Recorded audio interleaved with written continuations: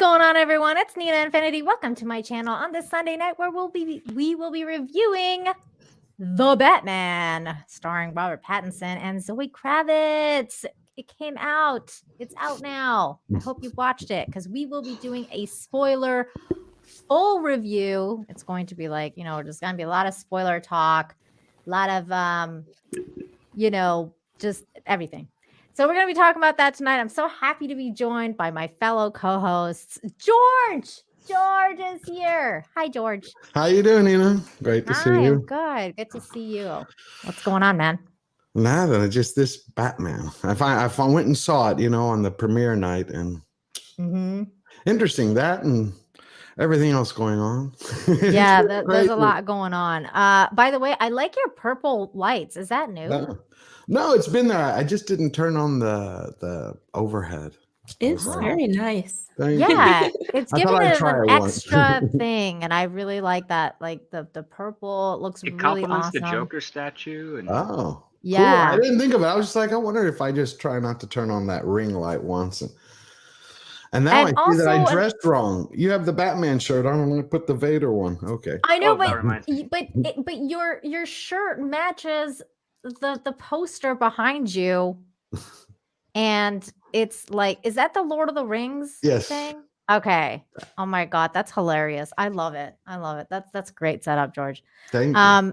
And then we have the Bat Doctor. Hi, how are you? I'm doing well. I'm really happy to be here and talk about this movie with you all today. And I can't wait to see what the people have seen the movie, what they think. I know. I'm excited to see what everybody thinks. There's gonna be a lot of different perspectives here.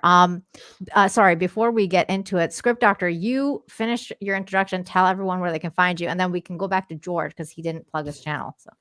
Oh, you can find me on Twitter at ScriptDoctorPhD, and I do have a YouTube channel that I'm eventually going to get back into doing more time. I've had some awesome assignment work recently, but you can find it over at youtube.com/ScriptDoctor, and I appreciate your viewership. Yay! And then George, tell everyone where they can find you. You can find me on YouTube at George the Giant Slayer or on Twitter at George Molo, George the Giant Slayer.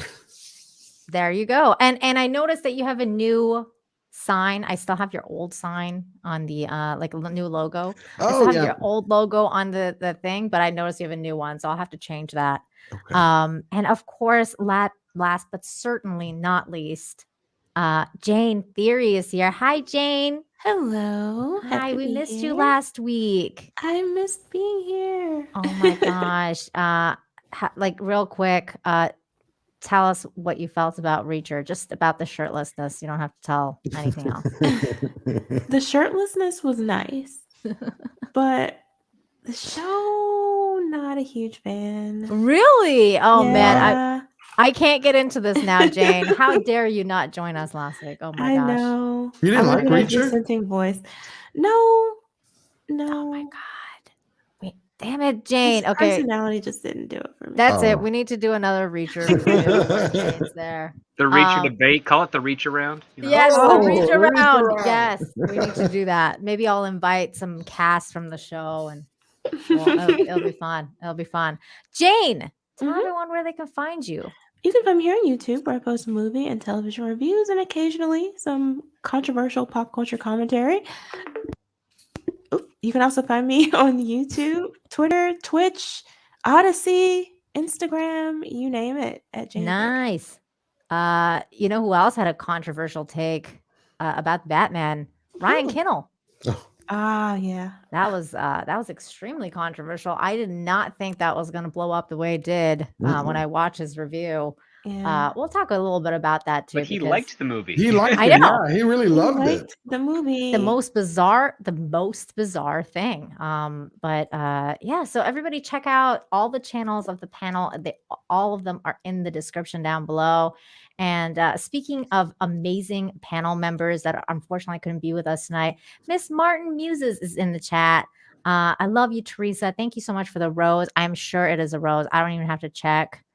But I'm positive it's a rose. So thank you so much for that, Teresa. And then we had 200 Watt Studio real quick. Hello for $5 says went to the grocery store and bought a half-gallon milk. Fauci was on the carton. Oh God. What? Like the missing. Like Yeah. missing. Oh, funny. MIA. Oh my gosh. All Really? right. I've heard like 4 things from him this past week. I know. I've been hearing things too. I don't know. That's weird. Paul Wolfley, thank you so much for the $5. Says Batman felt more realistic, like a John Wick movie than superhero movie where you need to turn off your disbelief. And that's a Agreed. good point. That's a good point. I think that's very valid. I still have thoughts, and it's not one of those things where I'm like, I wish it was like Marvel. Like I'm not. Oh God, no. Yeah, this is definitely not the case for me. I know like the Batman's going to be dark and gritty, and I like Batman being dark and gritty, and you know I like certain things about it, and we're going to get into all of that. But before we get started, I just want to take a quick note and pause here to send my deepest condolences and respect to John Bortolo's family and all of the Geeks and Gamers crew, because I know that there's been a great loss felt in this fellowship, in this community, in this in this space, whatever you want to call it. So, you know, I just wanted to take this moment here really briefly to tell you guys that I'm like sending my heart out to all of you. And I hope, you know, we're here for you, all of us. George, I know you met John, so I'm very sorry for your loss. And just my deepest condolences, man. I'm sure it's been really rough. So thanks for being here tonight, because the show must go on, I guess, as they say. Did anybody want to say anything? You put it quite adequately well. I mean, it's hard to deal with sudden losses of friends, family, and whatnot. So my condolences, my best thoughts to his family and his friends who know him well. I unfortunately never met him. Yeah, me either. But yeah, it's sudden. He was a young guy, in my understanding. So it's Yeah, very young. Yeah. very young. I mean, I only met him for that one day, but he was very charismatic, very kind, very open. I mean, very. That's great what guy. he seemed like. He and seemed like a real nice guy. He was hilarious as hell. Also, it's just odd because his youth. I mean, he was a young guy, built guy. It's not like someone who was, you know, out of shape or. I mean, he was. It hits you when it's so sudden, and you know, and he's so young. So again, our hearts go out to everyone who knew him and his family. It's a great loss. But with that said, we're going to start reviewing the Batman, because you know, and I take a note from Ryan Kinnell, because he did a stream earlier tonight, and I know he was good friends with John, and he said John would want everyone to, like, you know, just keep going, because that's the kind of guy he was. So we're gonna keep going too, and let's do this. The Batman. I'm gonna say one thing, and I know this is gonna be everyone. I'm gonna get canceled for this comment. I know I'm gonna get canceled, but I was very disappointed that I didn't hear Robert Pattinson say, "I'm Batman." He didn't say it once. I know. Like, I was like, what? Like, I don't even get one.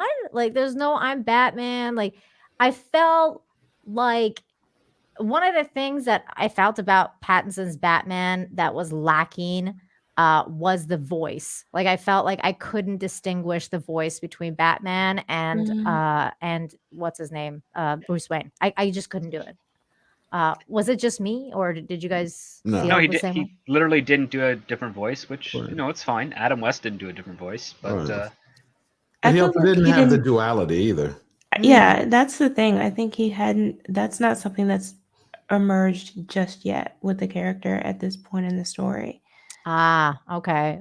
Yeah, because this is this is supposed to be like this year 2 Batman, or whatever it is. Year 2. So it's not his origins. It's like I'm still figuring stuff out. But yeah, I didn't like the way they portrayed him not giving a damn about Bruce Wayne, because that's a mask that he has to wear. Anyway. But he has to get to it, though. Like, he has to eventually learn that. And that's something that I think there's a comment. I guess we'll get to it, but there's a conversation he has where that's mentioned. I think even 2 conversations where the distinction is mentioned. You know, you have to sort of put on this face, You have to be Bruce Wayne.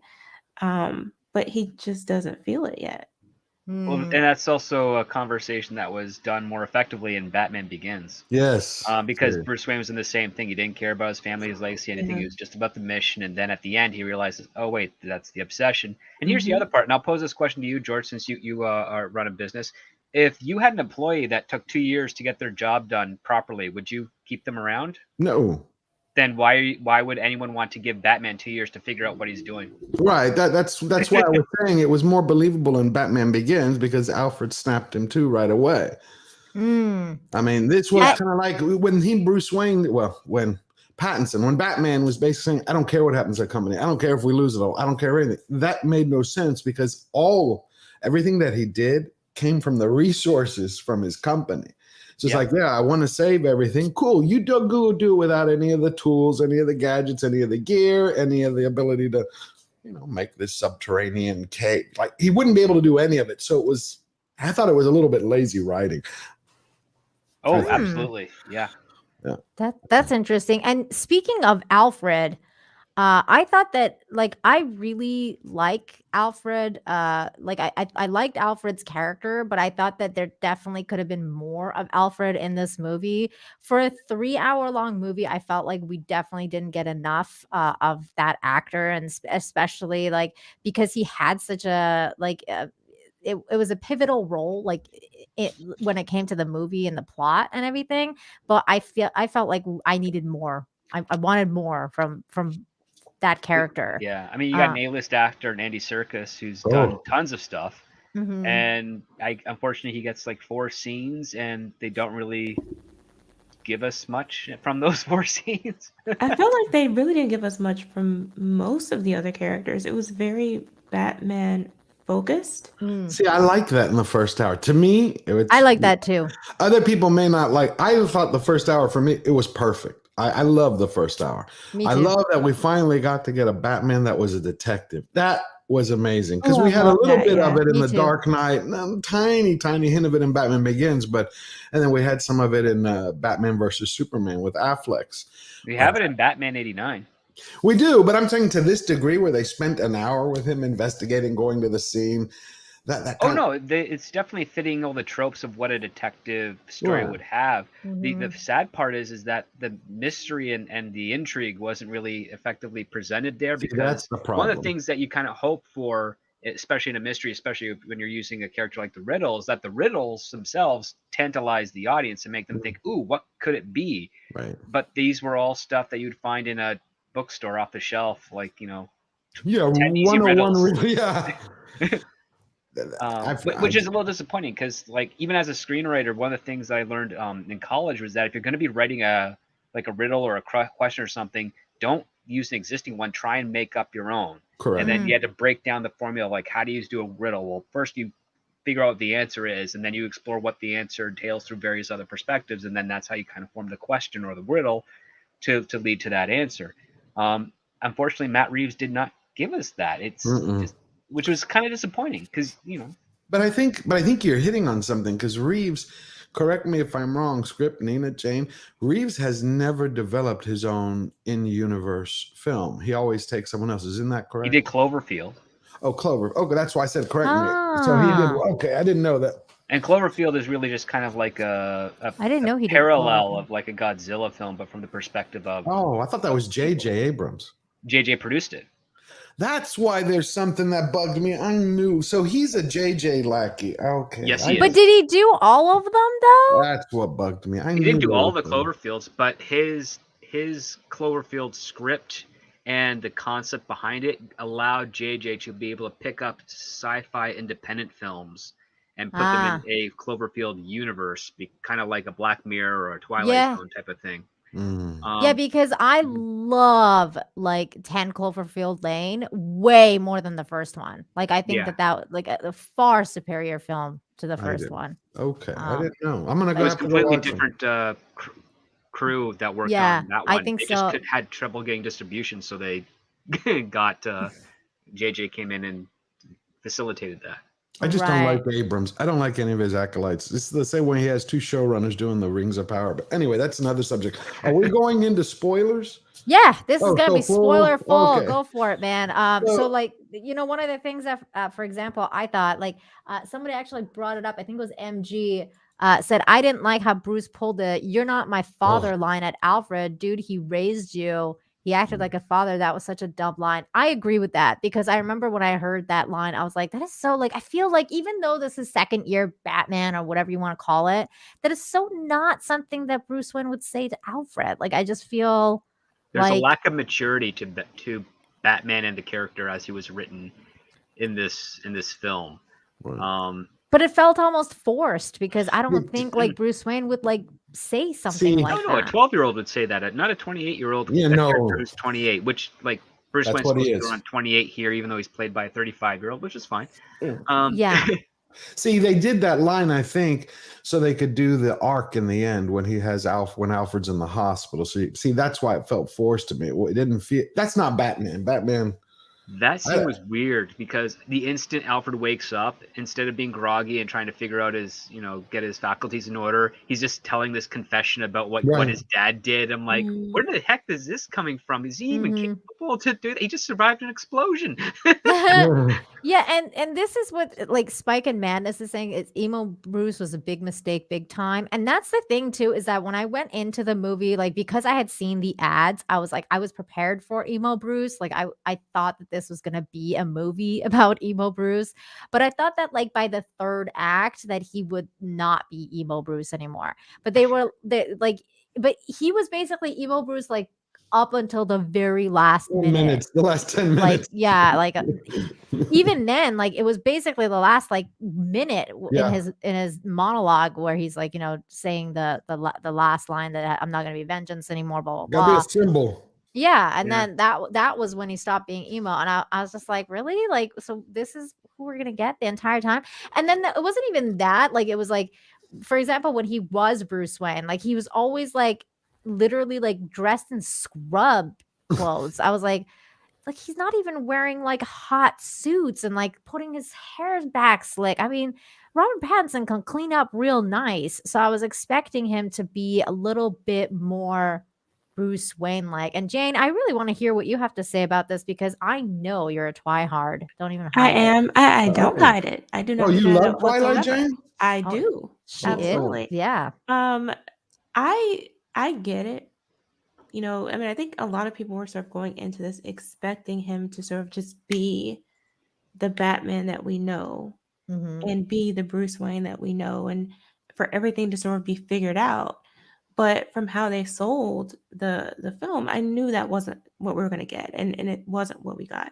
But I appreciated that. I'm one of those people who likes the sort of origin story take on these characters.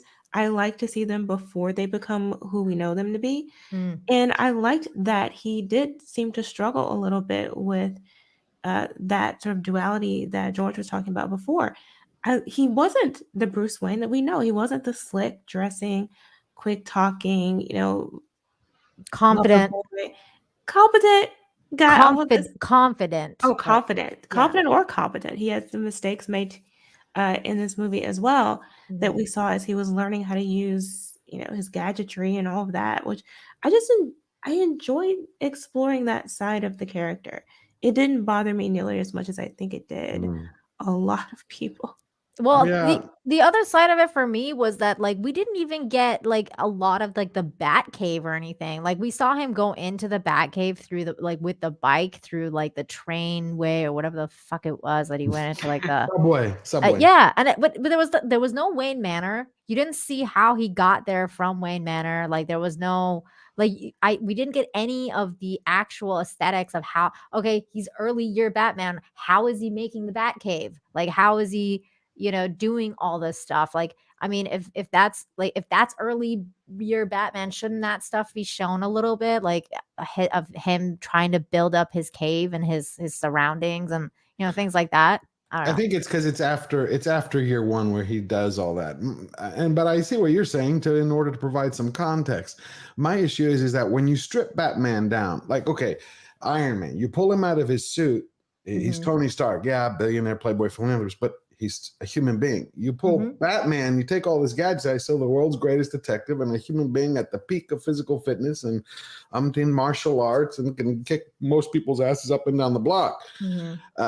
The problem is they, in order to, I felt like they were doing too much deconstruction of him, where it's like he's the world's greatest detective, but then he doesn't catch something that half the audience could see a mile away before the ending when Riddler's like, oh, you didn't get this the whole time? This is what's going on? I'm like, what is he, a moron? Okay. Well, not only that, I mean, it was a little bit trickier for even, I mean, I got it, but it came out as the fact of, oh, wait, since when does Gotham City have a retaining wall around it? Like, no, that was weird. That was weird. That was weird. That was weird. And okay, so here's the thing. Like Runner says, remember it's year 2, right? Irrelevant. And look, thank you, Script Doctor, because I feel like, especially if you're a normie, I don't think it's relevant what year of Batman's life it is, especially if you're a normie. Like, you're going in here to see Batman be Batman. You're not going to see like, oh, this is like, you know, Batman stumbling his way through like whatever. But do people, I mean, so he's supposed to just suddenly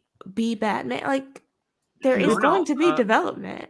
There's always going to be development with regards to the character. The fact of the matter is that you don't use the fact that he's year 2 to justify first step mistakes. Like, that's the thing, right? Like, it's if you want to tell a really compelling story about a Batman in his second, third year, you have to make him be very much ahead of all the other criminals, but the criminals have to be so wily that they're kind of leading him down his own trap. And only at the end you realize, oh, this is how he missed it, because he'd been so far a step the game. Because again, the job that he has taken on does not allow for second chances, which means that if he's not really good within a couple of weeks, he is dead. And it doesn't matter if he's still building up like the mythos of what Batman is. It's all about survival and staying ahead of the people that he's, you know, going after, so to speak, on the criminal side of things.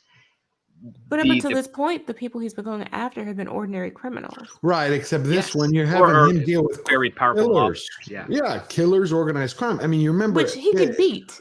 If you remember, I don't know, year 1, I think the actual animated show and the comic showed it the best.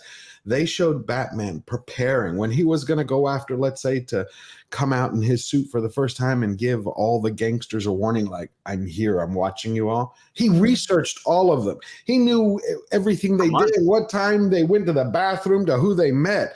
This guy was kind of like, okay, he acted more, I like the detective part, but he acted more like a beat cop.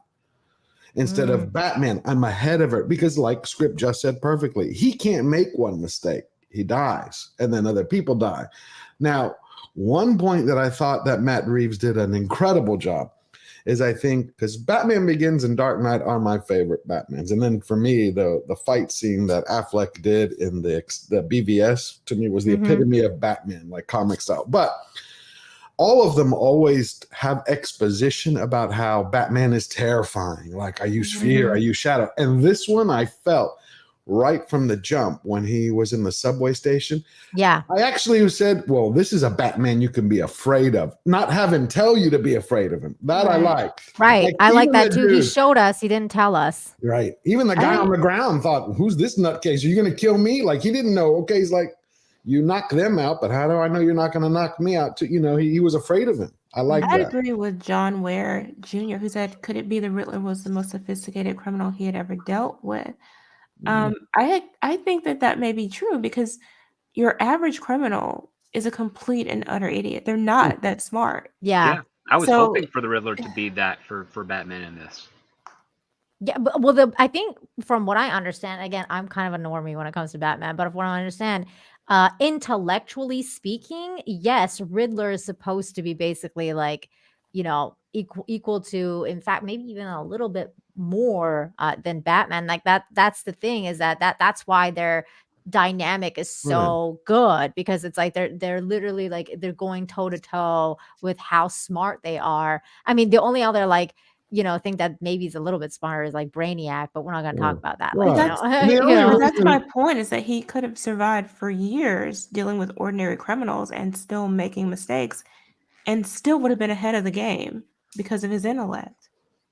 Well, and that's the other thing because of his intellect, and then like that's one of the things that aesthetically that kind of surprised me a little bit about Batman, and I think that this is something that will be excused as well. It's just year two, and it was his physique. I thought that I wanted him to be a little bit more built. And I think that a lot of people are like, well, it's just year two Batman. Like, he hasn't worked out enough. And I'm like, yeah, but year two, like, if you're working out every single day and if you're going out for decades. I mean, decades. Well, he could, but I mean, how big would he be if he's not doing drugs? I mean, his physique, he was You can get pretty big without drugs. Yeah. You can get really big without drugs, Jane. The drugs really just do it faster. I mean, my girlfriend even like nudged me while we were watching the movie saying, you're bigger than Batman. You're bigger than Batman. So if he just started doing it, then... Yeah, but remember, Jane, Batman trained, I think even, there's someone here in the chat who's stating it. Hollywood Scholar. Yes, he trained for almost 10 years before he ever went out on the street. It's not when they say year two, that's year two of him actually with the hood on, with the cowl. Right. That's not him. That's 10 years plus 2. So it's not like he goes, okay, I'm going to be Batman. See, that's one thing that they kind of did a little bit better in Batman Begins. You see him go, he goes up into the mountains, he trains for an indeterminate amount of time. And then when Alfred sees him back, he's like X amount of years later. But he trained for a long time. This one is kind of like, okay, it's his second year. No, he should. But how did he train? I mean, what was he doing? Because your body can do different things depending on how you're training. That is true. And this one here, because this movie stems heavily off. He's going to jazzercise for 2 years. This is a long Halloween. Yeah. It's a little bit of long Halloween, but it's way more Batman Earth 1 by Jeff Johns, which is around like the New 52 time, but it was an Elseworld story where I never read it. Alfred pretty much trains him how to fight and how to do a bunch of this stuff. But he's really just this incompetent playboy trying to play. Yeah, because Alfred even said in this that I trained you. Like there was I can train. Yeah, he said I can train you and I can teach you, but I can't do. I forgot what the other one I can't do. Yeah. I can't raise you. That's right. Right. Which is like if Alfred is the one that trained this Batman, then this Batman is not going to be a very effective force within Gotham, because the versatility of the skills that Batman learned over that decade, or between the ages of like 10 and 25, so about 15 years of education, science, chemistry, martial arts, deduction, psychology, everything. All of that culminates into him being able to just go to Gotham, because again, he didn't say, at 8 years old, I'm going to become Batman. He's like, I'm just going to try and figure out a way to solve the issues at hand at Gotham. And as he learned more about what Gotham was and the superstition, he realized, I need some sort of symbolic imagery to really have an impact. And that's when he came up with the Batman persona. And the persona is a tool that he uses, but you get a lot of, unfortunately, casual understanders of that character who think, no, it's a duality, or a dominant personality. It's like, no, it's a tool. It serves a purpose. Batman is not so insecure that he has to go on the streets every night looking for a thug to beat up because his mom and dad got killed. That's not who he is, because that does not make a good detective or a good hero. Right.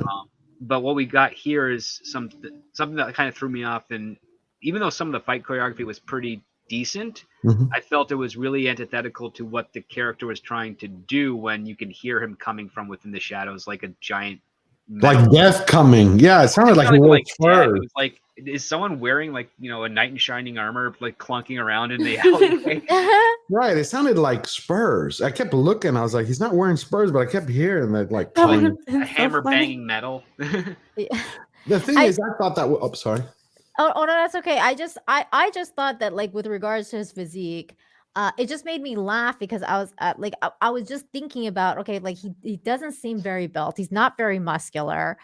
He seems strong, but he wasn't like very, like, he wasn't toned. He wasn't like, and I felt like it just reminded me of that whole thing about how Robert Pattinson didn't want to go to the gym during COVID. Yeah. And then they were like making, that they made several comments about how he didn't want to go to the gym. And like now I feel like everyone's using like the year 2 thing as an excuse, where I feel like Robert Pattinson didn't put in the work. Like I think that he could have been much more built and actually like put in the work to get that fit look for Batman, and he didn't do it. I mean, you saw Affleck. I mean, that's the thing. Affleck looked like Batman in the comics. I mean, But he's the grown But he's the man grown Batman. I know, but Batman Yeah. actually looked like that, though. That's my point. Is he did for all the Jane, issues I he had a at least have boyfriend. pecs. Listen, I had a boyfriend at 15 years old. That guy looked buff compared to Robert Pattinson in this. And I he just wasn't didn't on expect drugs. Like, you know, he just lift weights like every day. Like there's just certain things that you do as a dude at the Yeah. gym that builds you up, especially for a young guy.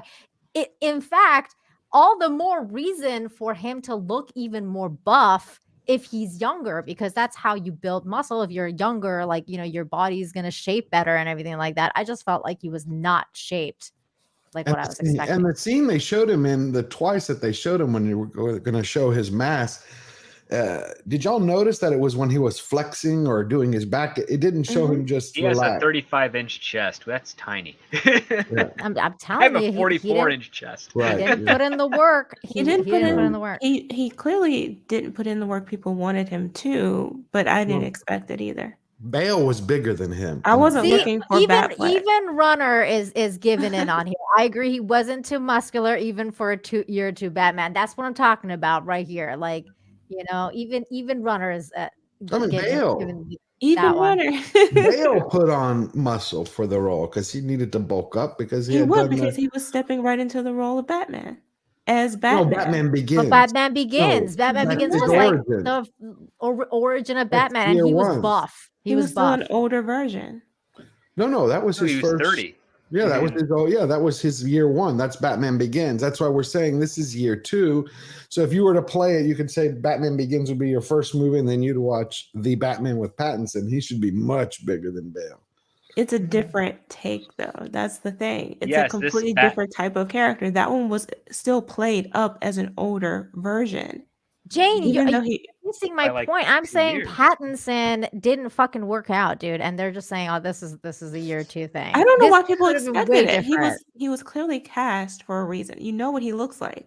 The casting director knows what he looks like. Oh, I know why wasn't he I didn't think they cast. cast him for the name, and I also think they cast him personally, which I because I was working on my. People they could have picked. Yeah, I He think wasn't There that are. great of But an was actor. I think they made a Pattinson- mistake. I think they What's made a interesting- mistake in that aspect. Maybe I think the studio. The rumor is that the studio wanted Pattinson. I think the irony is that Reeves maybe didn't want Pattinson, so that's why we never really get him outside of the cowl, because you never recognize. You don't see his mug too much. You just see him as in the costume. I feel like we all know why Robert Pattinson was cast, but real quick before I go into why? this, Paul I have no idea. Wolfley says, "I think they were going for a PTSD veteran Batman." That's Well, Reeves said he wanted somebody on the verge of insanity. I'm like, oh, what? That but makes sense. this is why, Jane. That's not I'll tell really you right Batman. now He's- why.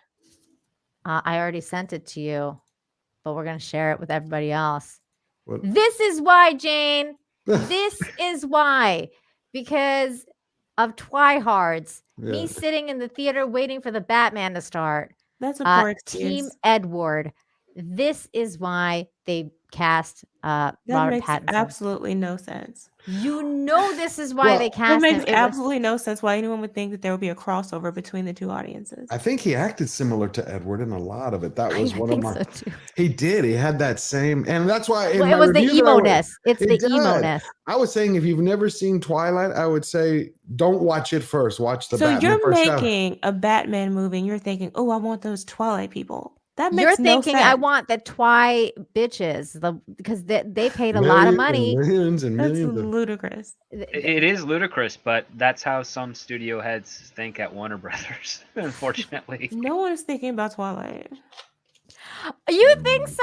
I saw a lot of people at the theater has talking. 299,000 likes. Okay, like it's not like this was one of those 5 like tweets or something like that. You know, there's Twihards going to see Edward, meaning Robert Pattinson as the No. Batman. There are too many other young actors in Hollywood they could have cast.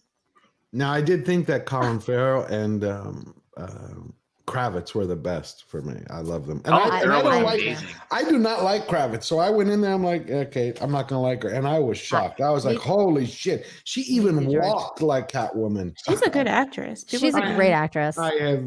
Well, I didn't like anything before, but now I'm gonna rewatch them because I was stunned. And Colin Farrell, I was like, wow. Yeah, Colin Farrell, poof, like, man. And I know, like, from the very beginning with Colin Farrell, like when at the very beginning when they announced that Colin Farrell was going to be in this movie and he's going to be the Penguin, I was like, what? Because, like, you know, the Penguin is and always will be for me, obviously. What's his name? Oh my God. Jim Carrey? No, Oh, the the Penguin. other guy. Oh, Danny DeVito? Danny DeVito. Yeah, thank you. Always Danny DeVito. I was like, there's no way. Like Colin Farrell, he's a good-looking guy. Like, how are you gonna make him into the Penguin?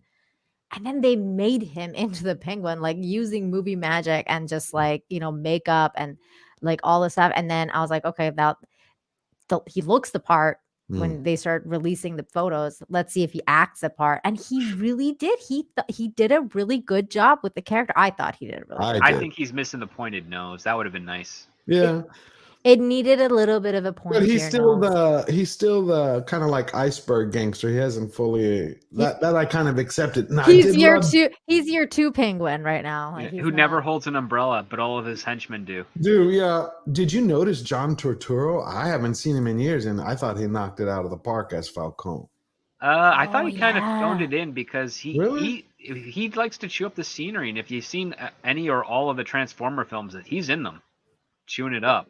I have to think about it. This one here, he played it really close to the chest, which was a nice change. But it didn't have as much of an impact that I was hoping for. And I think that's to do just with the pacing and some of the weird, convoluted interconnection of all the stories. Yeah.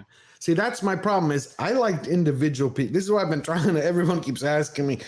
I felt like. Anyone like tapas? You know tapas. You go to the restaurant, you get all the little tapas, all the okay. I felt like you went with your family to have a bunch of tapas, and you order like 20 of them, right? And then someone decides to take them all and dump them into one bowl.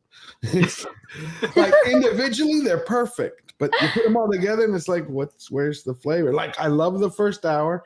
And about an hour and 15 minutes, it just starts, to me, going downhill. Too many characters, too many people, too much emo, too dark, too long. I'm like, Jesus. When I got out of Batman Begins, it was too long. I sat and watched it again. I was like, I love it. It was I thought it was definitely too long. You know what you're describing, though, George? You're describing a film student film. Oh, I didn't know that. Those are all the flaws that a film student film. It's overindulgent. It's too dark, it's too gritty, it's too serious, it's not trying to embrace the medium. What I also noticed is an overuse of blue and red lights, which are basically the laziest form of showing like good or bad or cold and hot in a film. We had tons of that, too much. I love the score. I was just going to bring that up. The Catwoman score part of it. The Batman. I love the Catwoman score. It was the strings, so good. Yeah. The strings were great. But I didn't like the soundtrack. I love the score. The score but was like the Nirvana the Batman stuff, which was like that just felt kind of it's not something you can kind of hum to or anything that's like heroic or badass. Like even the Batman Begins theme has something you can take from it. Danny Elfman's stuff, even a little bit to what they did in Batman versus Superman, there's something extra there. But this one here is just. I just love the Catwoman parts, like the the Catwoman, the strings, the weird alley. It's very much what Danny Elfman was doing in Batman Returns. It was so similar. His own thing, yeah. Yeah. Real quick, Mayor McCheese, thank you so much for the $5. Says the movie had its own thing going, but stumbled a bit in the end into familiar territory that has been done before, and the DCEU is currently doing. LOL. We're gonna have to talk about that third act. It was kind of disappointing for me, but we'll get to that.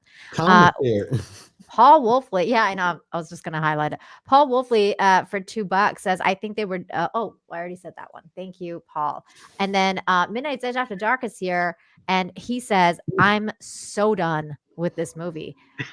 Wow. I think he was done with it before it came out. No, he wanted to like it, but he had reservations.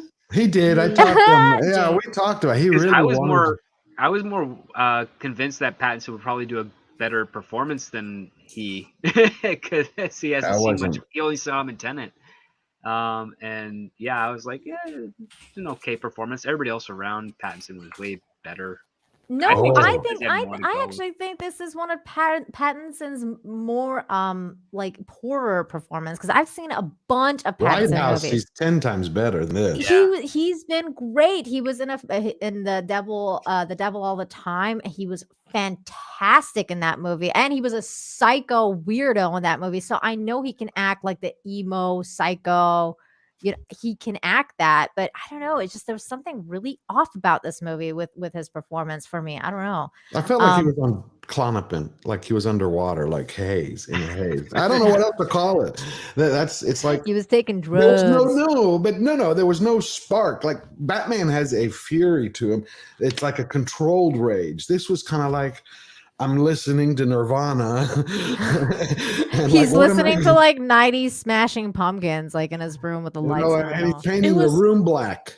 It was sort of like, I can't remember who made this comparison, but people were saying how the Joker, like the movie, that Joker wasn't quite the Joker that we know. And Right. similarly, this Batman isn't the Batman that we know. It's a very different, perhaps more realistic take on him.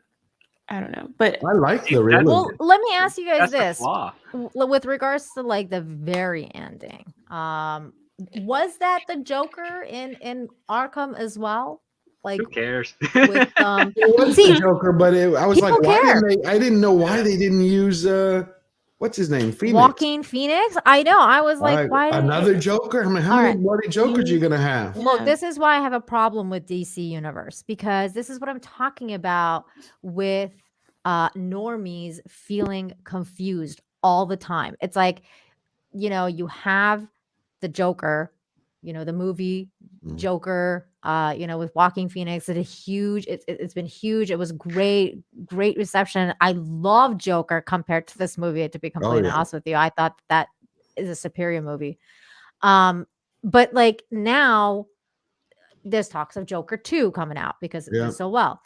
Now there's this. There's the Pattinson Batman, Pat Bat.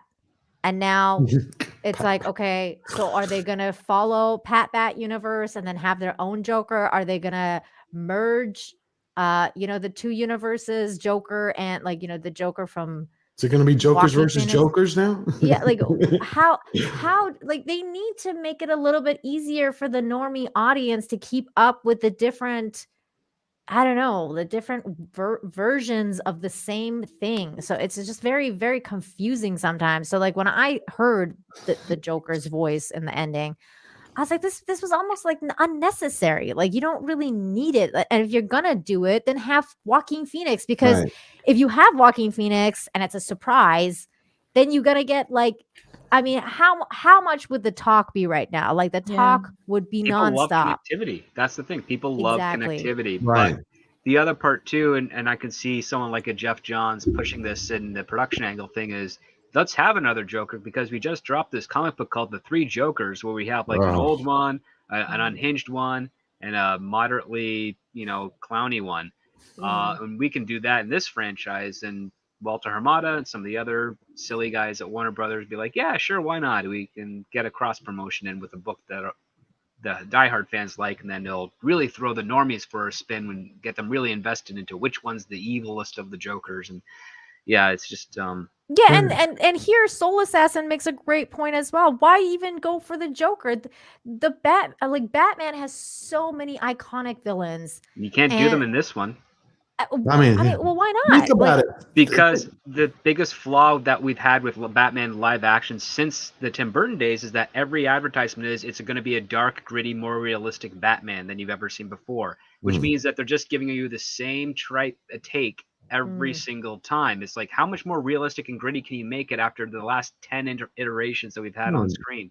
It's going in the opposite direction. And on top of that, this type of Batman, just like with Batman Begins, is trying to take itself so seriously, You can't have fun villains like Poison Ivy, Clayface, Mr. Freeze. Right. Mad Hatter. Mad Hatter maybe, but it wouldn't be any of the cool mind control stuff. It'd be like hypnosis. Well, you with can have hypnotic like, you know, suggestion or drug Two-Face inducement. or Scarecrow or like, you we've know, seen- some of the grittier ones. Like you could have them.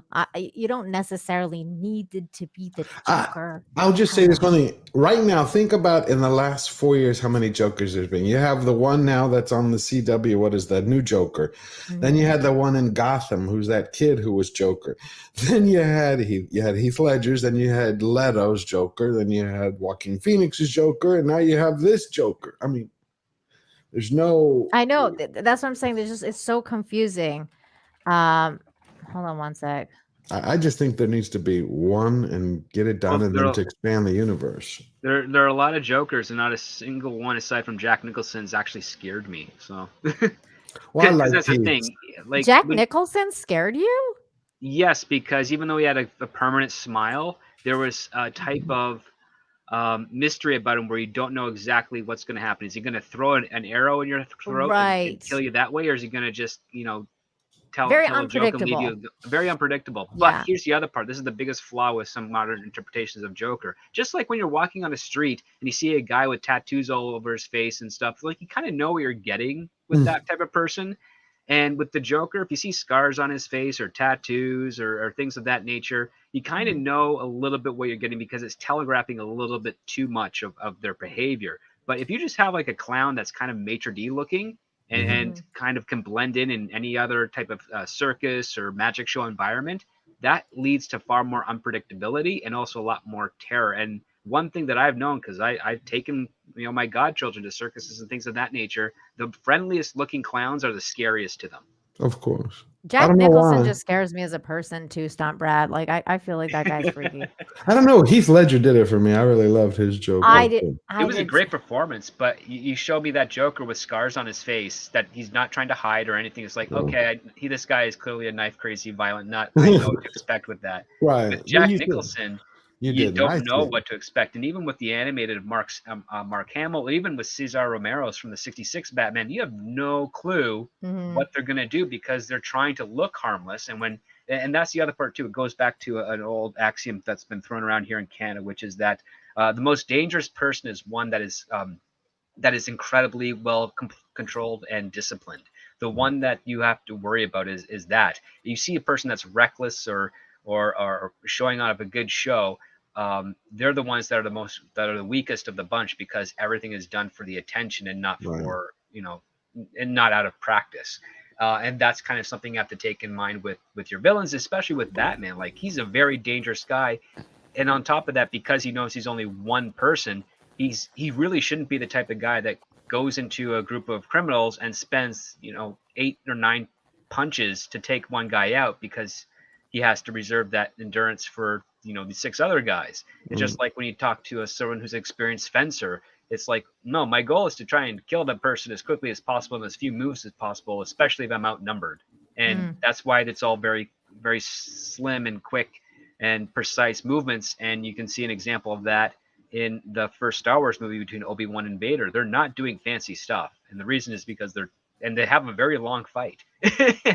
And there's a reason to that. Expert fencers do not spin their swords around or do flips. It's not Errol Flynn days where they're going up and down for the 10 minutes. But the thing is, you see everyone on the panel and in the chat are talking about their favorite Batman or their favorite Joker. That's why they keep making new ones. Yeah, and I'm totally fine with that. Every time they make it, I'll go see it. I love it. I'm just like, can we get a competent Batman that's not like fucking emo and like I don't know. Can we get like a good Batman? I don't They all seem emo to me, with very limited exception. See, if Pattinson had more energy, or maybe it was Reeves, I don't know which one of them. That's the only thing that was really lacking. Too many damn characters. I thought it would have been perfect with Penguin. But I don't know about the energy thing. I don't know. There was just something off, and I really didn't want it to be off. I wanted. Disappointed there wasn't any chemistry between Pattinson and Kravitz. Like, Kravitz was throwing a lot out there, and Pattinson, I think, was so obsessed with trying to be this kind of reserved character that you couldn't feel too reserved, feel anything as a result of it. I'm just here like and Jane, maybe you can answer this because you seem to like the movie very much. I mean, I didn't hate it. Like I wasn't like, oh, this Oh, movie no. fucking sucked. Like when I came out of the theater, I wasn't like that at all. But like at the same time, I was like, it was okay. So like, but like when I went online and I saw the reception was like, this is the best Batman movie ever. Like, and a lot of people are saying this is the best Batman movie, and I'm confused. I genuinely because I don't think this is the best Batman movie ever. So, what about it, Jane? Did you think makes it one of the best? Like, or should I? Maybe I should ask more appropriately. Like, which one is your favorite? Is this one your favorite now? I didn't think it was the best Batman rendition. I'm forever team Batfleck at this point, but yes, okay. Jane, All right, all I right. agree. but I just enjoy these types of stories. That's what did it for me. I like that he was in a very incredibly dark place, Mhm. and that his rage was sort of on the edge of being completely out of control. And that he was trying to rein that in and figure out who he was and what he wanted to be and what was needed in the situation. Like, I like seeing that explored. It's completely different, and I get that. Mhm. But that's why I said, this is one of those stories that you're gonna love it or hate it, most likely, because it is different. But yeah, I enjoyed it. Yeah, I makes mean, I'm sense. perfect. I mean, that's perfectly acceptable, Jane, that you enjoyed the movie. Yeah, I never rain on anybody's parade. If someone no, like, enjoys it, it's I'm like, that yeah, means hell you yeah. got pleasure out of it. I wanted to enjoy it. I love Batman, and I did everything possibly I could. Like I said, I loved the first hour. I just couldn't I did take too. it. You know what was my trigger? I'll tell you. It was when they went into the backstory of the Waynes. That pissed me off. Backstory of the what? The Waynes are Oh, the supposed to be. Waynes. They're Okay. supposed to be the ideal mother and father. They got Mhm. murdered. It's not supposed to be. Was there a mistake or not? That just was, to me, a wrong direction completely. You don't fuck David up the. Kaplanks for 2 says the hospital scene was a real highlight. I think that was Pattinson's best part as Bruce Wayne. That hospital scene, I think, like because emotionally speaking, I think he put a lot into that. I thought that was probably his best Bruce Wayne part. Sorry, Script Doctor, only what were you gonna lasted say? 30 seconds. I know. This is What'd disappointing. What'd y'all think of that? Did it bother you about the Waynes and script? I think it did because It did the for me. the Wayne family is technically like one of the many examples of the American dream succeeding.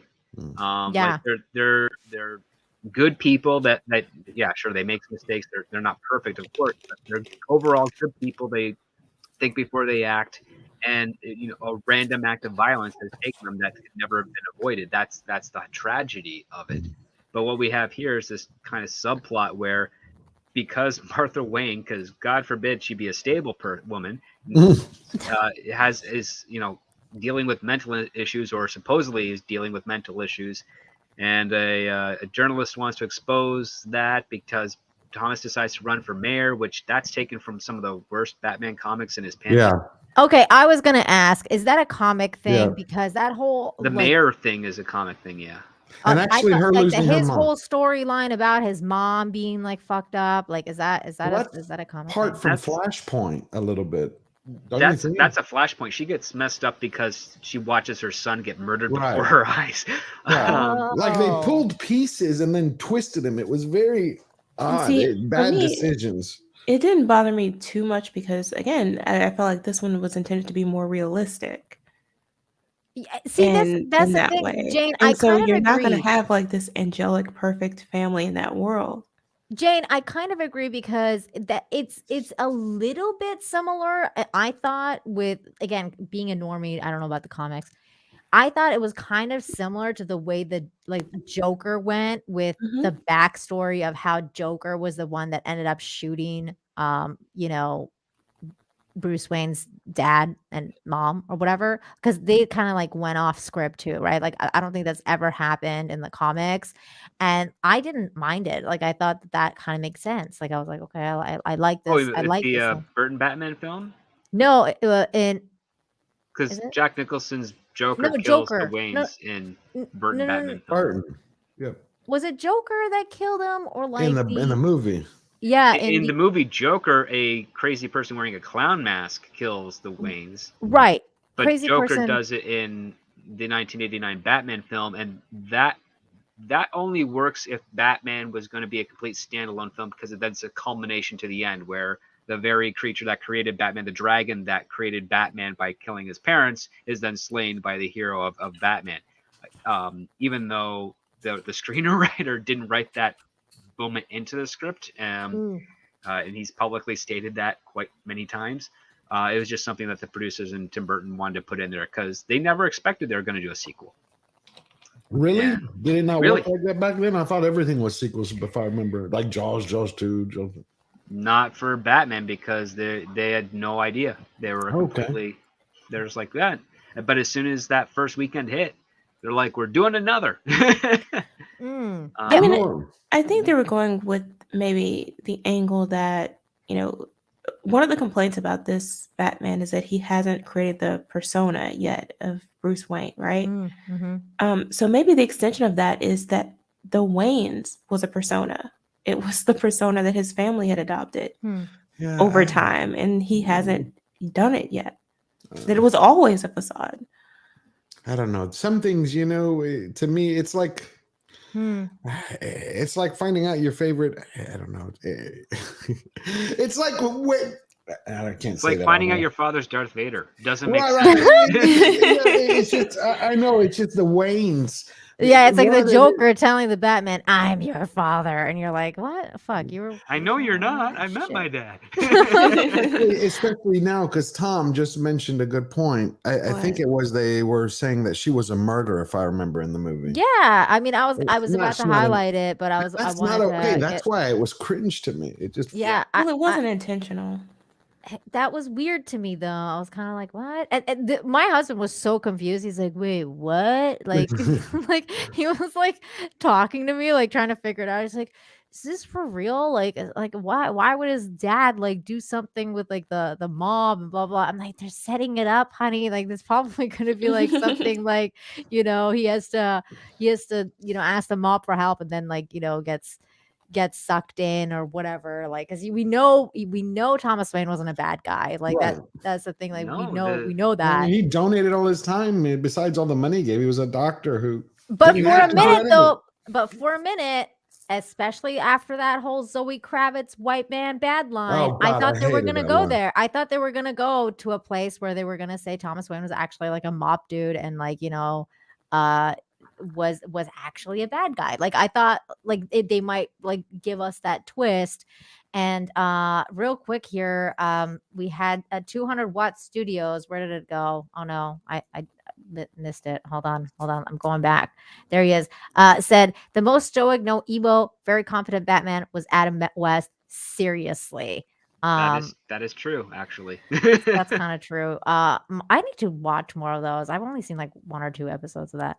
Oh, because you now know a lot more about life in the world as a young adult, you are going to get so much of the clever humor that is in that show. I definitely need to watch more of that. Storyman Jack for 5. Thank you so much for being here. Storyman Jack says, I liked it. Love the detective aspect being explored, though not detailed enough.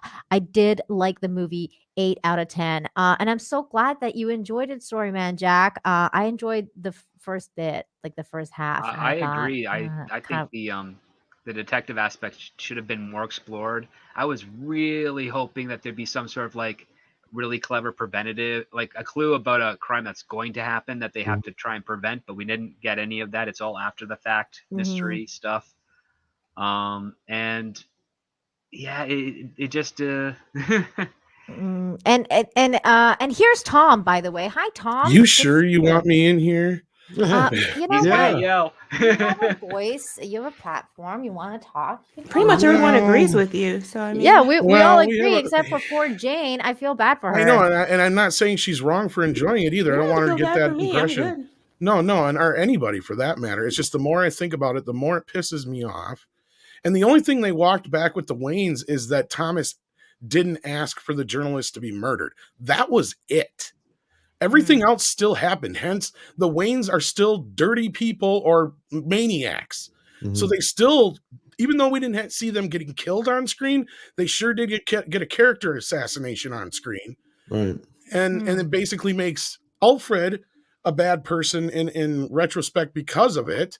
Because the fact that Thomas Wayne would even go to Falcone in the first place, let alone try to bribe a journalist, is not a very good thing. To me, it's as important to Batman's history that his parents were good, upstanding citizens as it is to Superman for him to not be able to save his father when he dies. So you agree? They're supposed to be idyllic. They are. Yes. Okay. Everything about this movie is tearing down the entire white privilege system. As soon as that line comes in, you notice everything about it in the movie from the beginning all the way over to the end of the movie. Almost every single villain is white, or every single white character is fucking villainous in some way. Wasn't every villain hang on in the story? Yep. I mean, in the actual story, as it was written, was not every villain white? Yeah, well, I think they are all basically Italian stereotypes. So are we upset about that? Have we been upset about that for years? I don't see any diversity in the bad guys whatsoever. And I'm just saying, like, when did we? Okay, so are we upset about the Italian stereotypes of the mobsters now that they race swap to other characters? Or has that been an issue the entire time? I've never had a problem with Jane, is now that they've done this thing and set up this white privilege problem, instead of going, oh, Jeffrey Wright did a great job as Commissioner Gordon, you're sitting there going, did they cast him because he was a good actor or just because he's not white so he could be a good guy? Like, that's the problem you have. And throughout the film, then, for the last half of the movie, that's the kind of crap I'm noticing. Then you have this cleansing of the city. Do you think that wouldn't have been raised even if they race swapped the Riddler too? They wouldn't have been able to. That's the problem. No, they would have. It would have still been an issue. It would have still been an issue.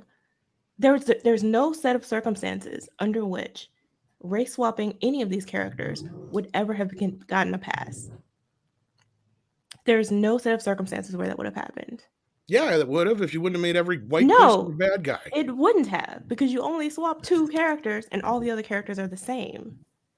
Yeah, I didn't really. Well, honestly, I don't think there was any swapping. They didn't swap. But the first Catwoman was Eartha Kitt. They didn't swap anyone. The comic character was white. I thought it was Eartha Kitt. Eartha Kitt season 3. Oh, you're right. Okay, but I'm saying it's in canon. They have all. Yeah, kinds like of I had no issue. I didn't care about that. I had no issue at all, like with the race swapping thing, or like I actually had no issue at all, like until like I didn't until that line. Until that line, and I didn't even like that line. think about it until that line. And when that line was said, I felt like the movie diminished a lot. Like I was like, I just didn't think it was necessary for them to even say that in the movie. Like it wasn't something like. Well, let's also ignore the fact that the Riddler is basically a bunch of Proud Boys. Well, I didn't like that whole that was kind of silly. The whole streamers, I thought that was ridiculous. And the mayor telling Pattinson he basically has to do better. Well, yeah, and the thing my husband. Well, that was my issue with it. My issue was with the black mayoral candidate person. That I had a huge issue with her being the sort woman, of like the right? activist type. The woman? Yeah, the woman okay. being the activist type, because that is consistent with stereotypes as well, which everyone seems to want to ignore. And then you have the Catwoman. The only reason, actually, Jane, but anyway, I get yelled at for everything. So the only reason she's getting a pass is because she's attractive. That's it. But for that, everyone would take issue with her being cast in this role because it's a race swap role. She never should have been there. And race swapping Gordon made absolutely no sense either, which is why people criticized it before the movie ever came out. I agree with you that the line shouldn't have been there. It made no sense. And there's a lot of dialogue that should have been cut out. There are a lot of scenes that should have been cut out entirely that were completely unnecessary. But we really cannot seriously say that the race swaps wouldn't have been an issue when they've been an issue in every other thing that's come out. Not really. They race swapped Perry White. Nobody said boo. Yeah. There's been other times it's happened. It's this time. And I did not have a problem with Jeffrey Wright. And I was one of those many people who didn't. There was very few people I heard who said anything about it. In fact, I don't remember anybody in our group saying anything negative about the race swap until now. I just miss Gary Oldman. I loved his... I still don't have a problem with Jeffrey Wright. I thought I still don't have a problem with Jeffrey Wright either. That's my problem now is I thought Zoe Kravitz was great. The only thing I didn't like about Zoe Kravitz or the Catwoman situation was her fucking costume. I was like, are you kidding me, man? And I if didn't you like the hood, the head, whatever the Yeah, head.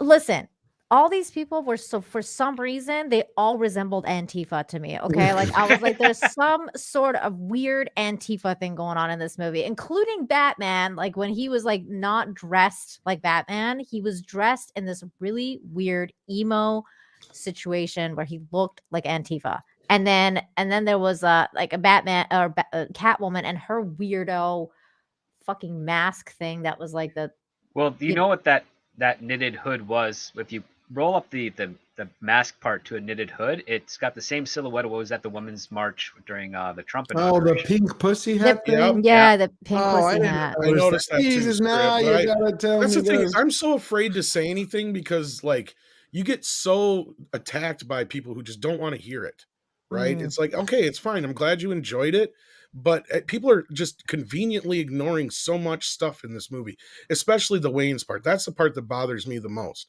Is like people are just like, oh, but they lied about it. They walked back one thing and that was it. Everybody's ignoring that fact. The only thing that didn't happen that Falcone said happened was that Thomas asked for the hit. That's the only thing that didn't happen. And even if that's the case, who cares? He still set the whole damn thing in motion. This whole thing is Batman's fault. And the movie's great up until the moment it needs him to be stupid just for the plot. And that moment, the movie goes completely off the rails. And that's in the scene with the Riddler in the fucking police station. Hang on, Jane. Jane, do you actually mean this? Or are you? Yes, I actually mean that. Really? Like, yes, for real? Not even Catwoman? No, absolutely not. I had no problem with her. Wow. I have a problem with it. Up until the last part, like making her that character was dumb. Yeah, but I hold on. understand why Why she do you said that line. Because why do you think this, Jane? I'm been curious. saying this. This is not new for me.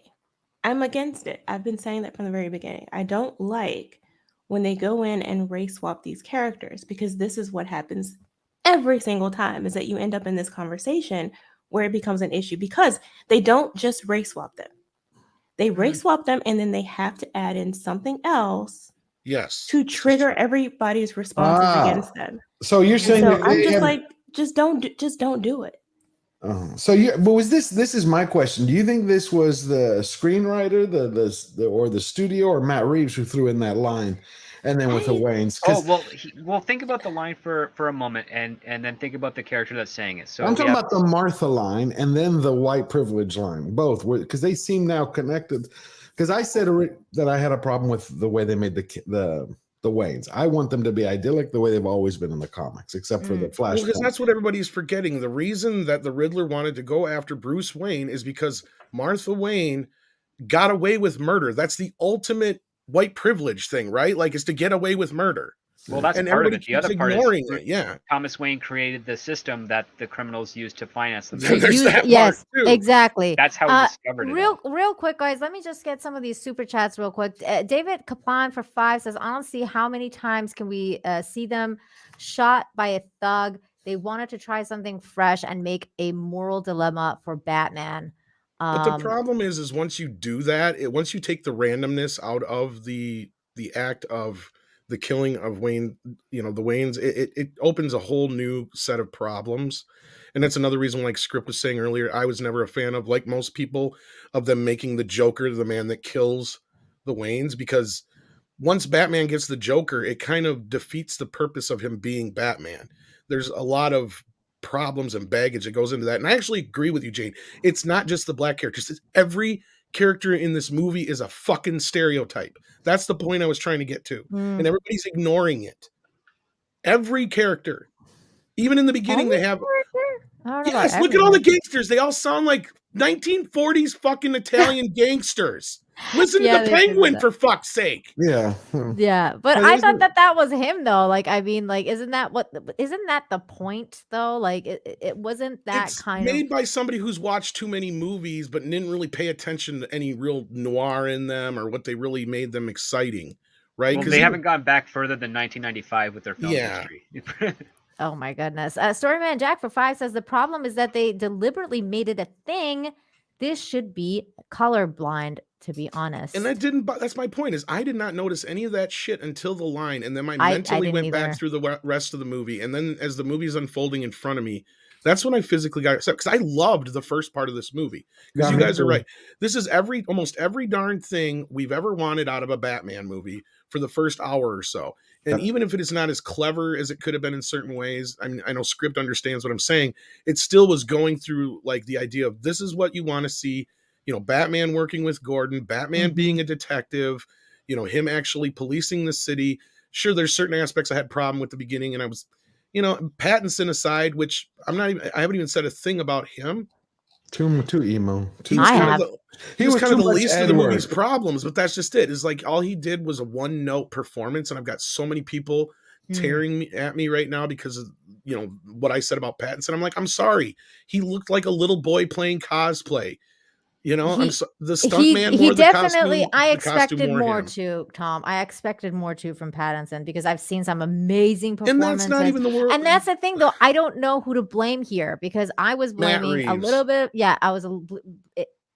This is what I'm kind of like leaning towards because I feel like this is a director thing.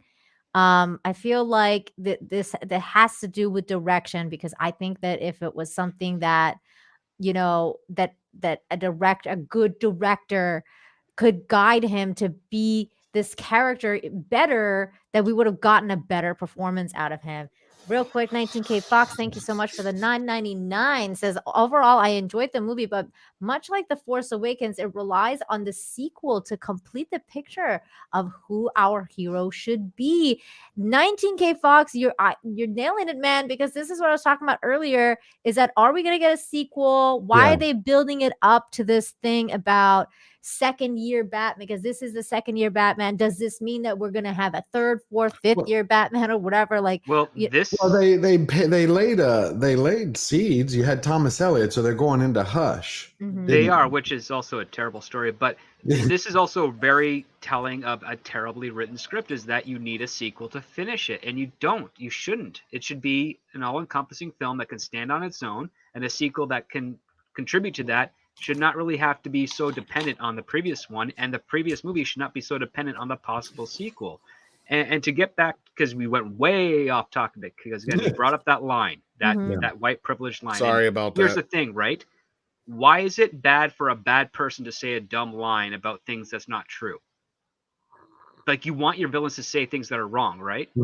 So if a villain, in this case, Catwoman, who is, you know, a pseudo villain, an anti-hero at best, says that white privilege line, you know it's not coming from the hero.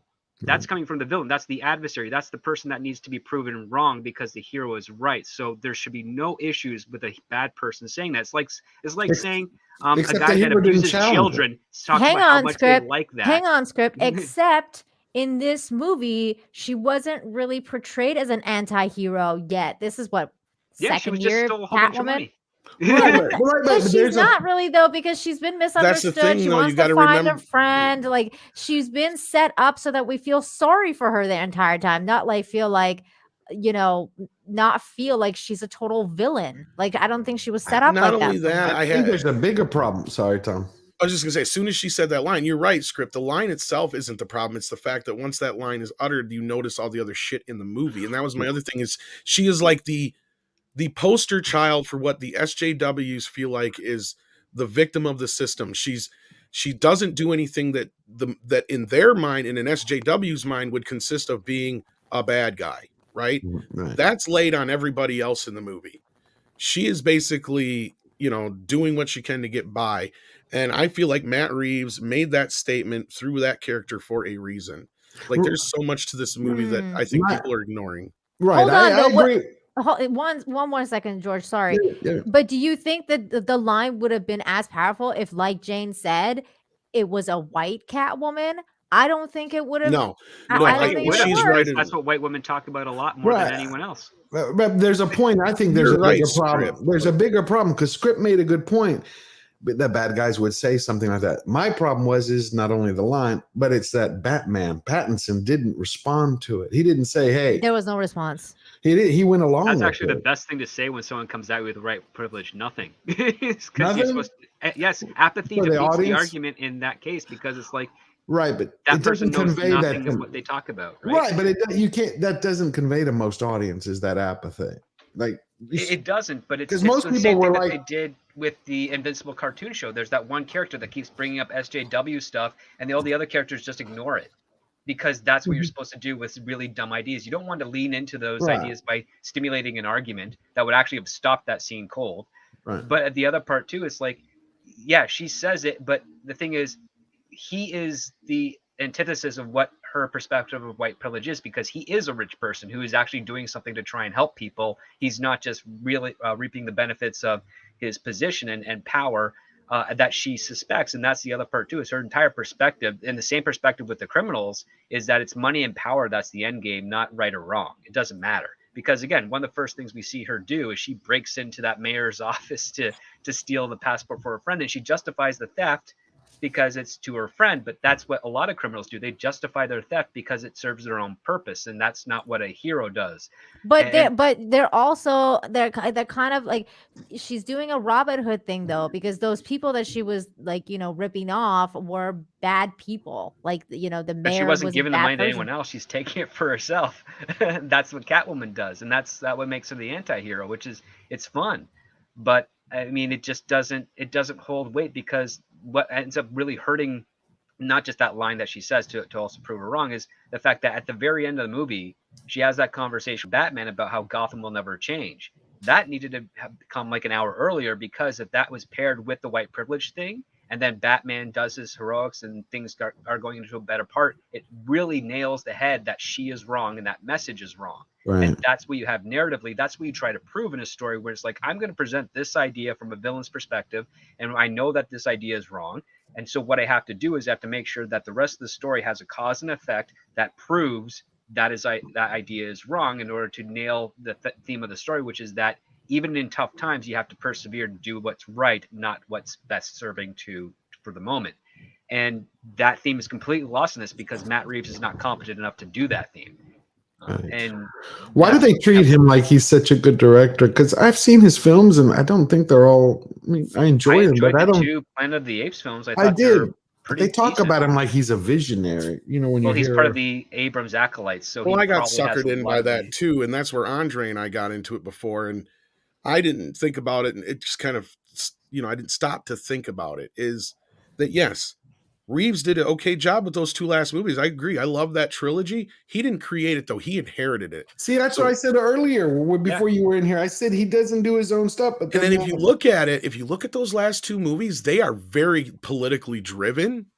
Now, if we probably watched them now compared to when they first came out, I bet you there's a lot of stuff in there that we would see that we didn't notice then, because the last one came out, or the second one came out, 2015 or so. Third one came out like 2016 or 17. Mm-hmm. So yeah, the third one specifically came out in the midst of a lot of that stuff. So now looking back on it, I bet you if I watched it now, because then I wasn't really noticing as much of that stuff yet, because I wasn't aware of it, right? Mm-hmm. Like even seeing stuff like Ghostbusters and stuff yet, I didn't quite get it outside of the race or the gender swap thing, because at that point we hadn't really had a lot of that kind of stuff yet, and I didn't really understand woke culture. I'd never heard that term until like I got to be a part of Midnight's Edge. It was a little while in, so like I wasn't even aware of this stuff. I got involved in this just because I was sick and tired of the McDonaldization of movies, and now they've gotten to a point where they're actually using these things as political tools. And I think that's something that Ryan Kinnell kind of pointed to as well. And to be completely honest, I agree with Jane. I think race swaps are dumb. I think that when you're making something in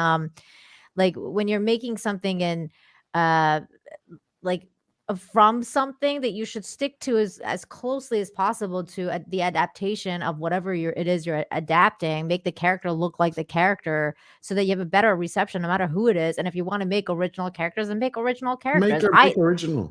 I've always felt like that too, and I don't like the tokenization argument. Like I don't like that they put black characters, like they just make black characters just so they can say like, we're not racist and we're race swapping people, and like, it's just become a thing now. It just makes you think that Like what Tom said earlier about Jeffrey Wright, like, did he get the job because he was a good actor, or did he get the job because he was black? Like, it just makes you, and this is a conversation that's being had across basically like every movie now. It's like, right.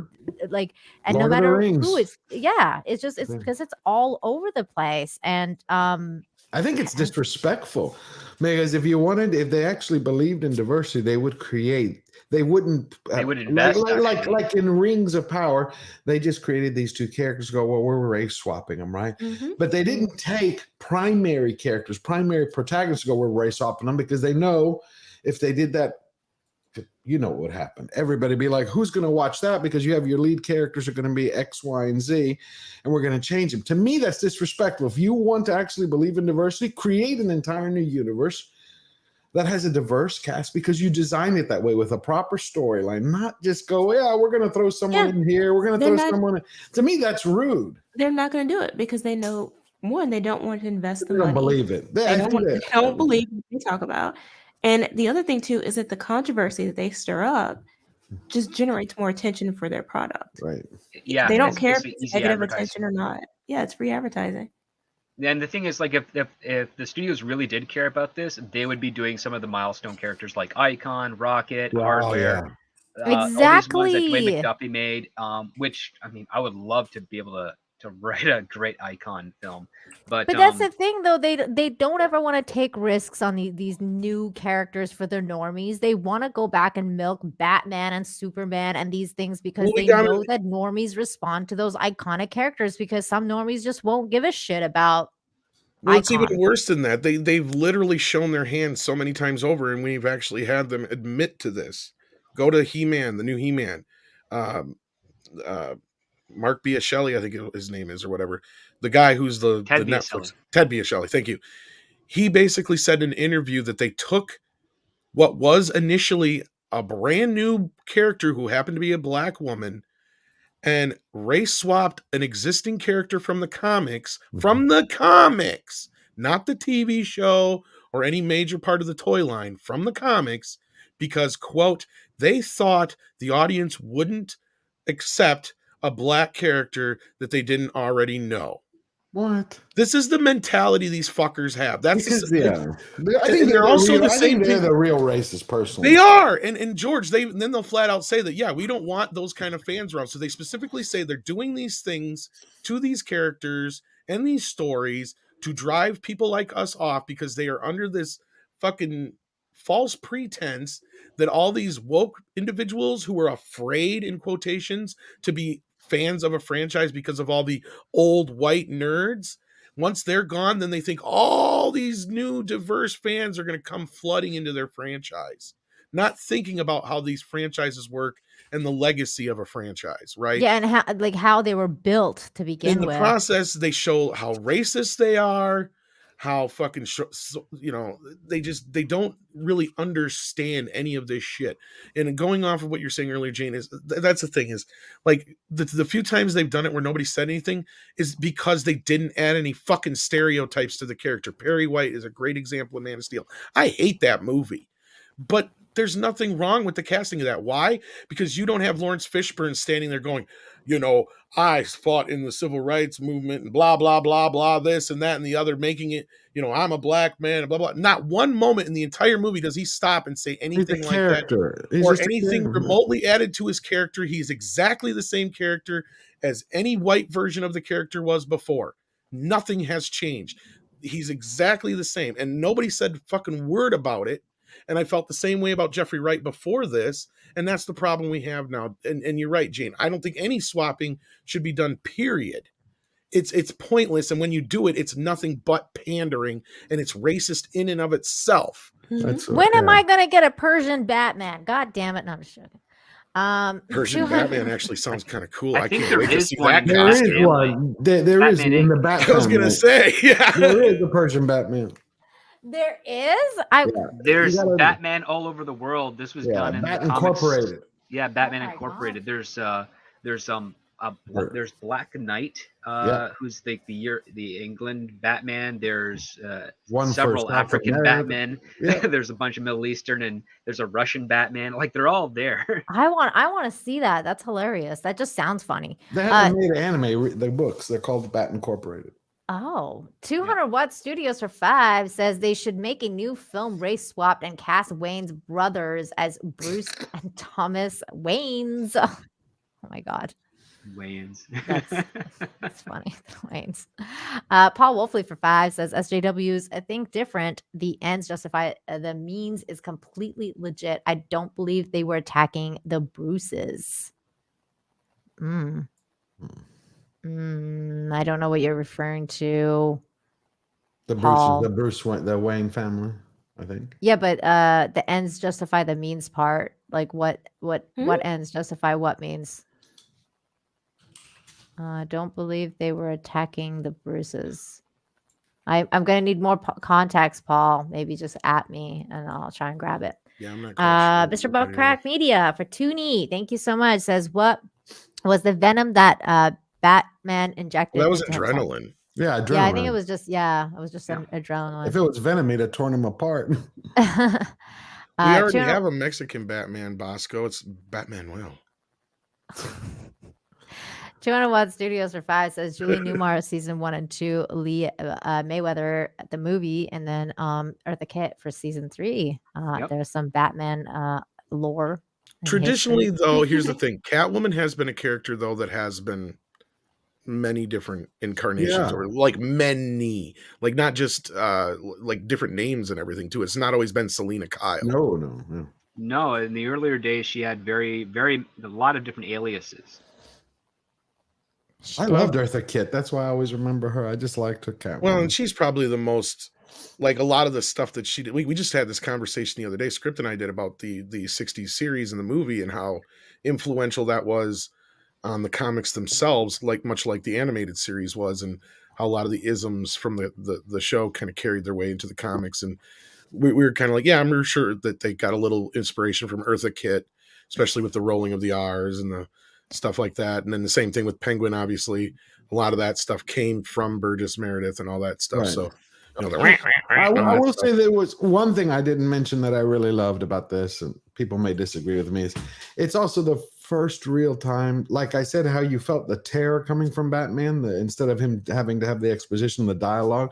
I also felt that Gotham, instead of describing it, look, it's run down, it's horrible, it needs to be saved. You could feel that. To me, it was like a person.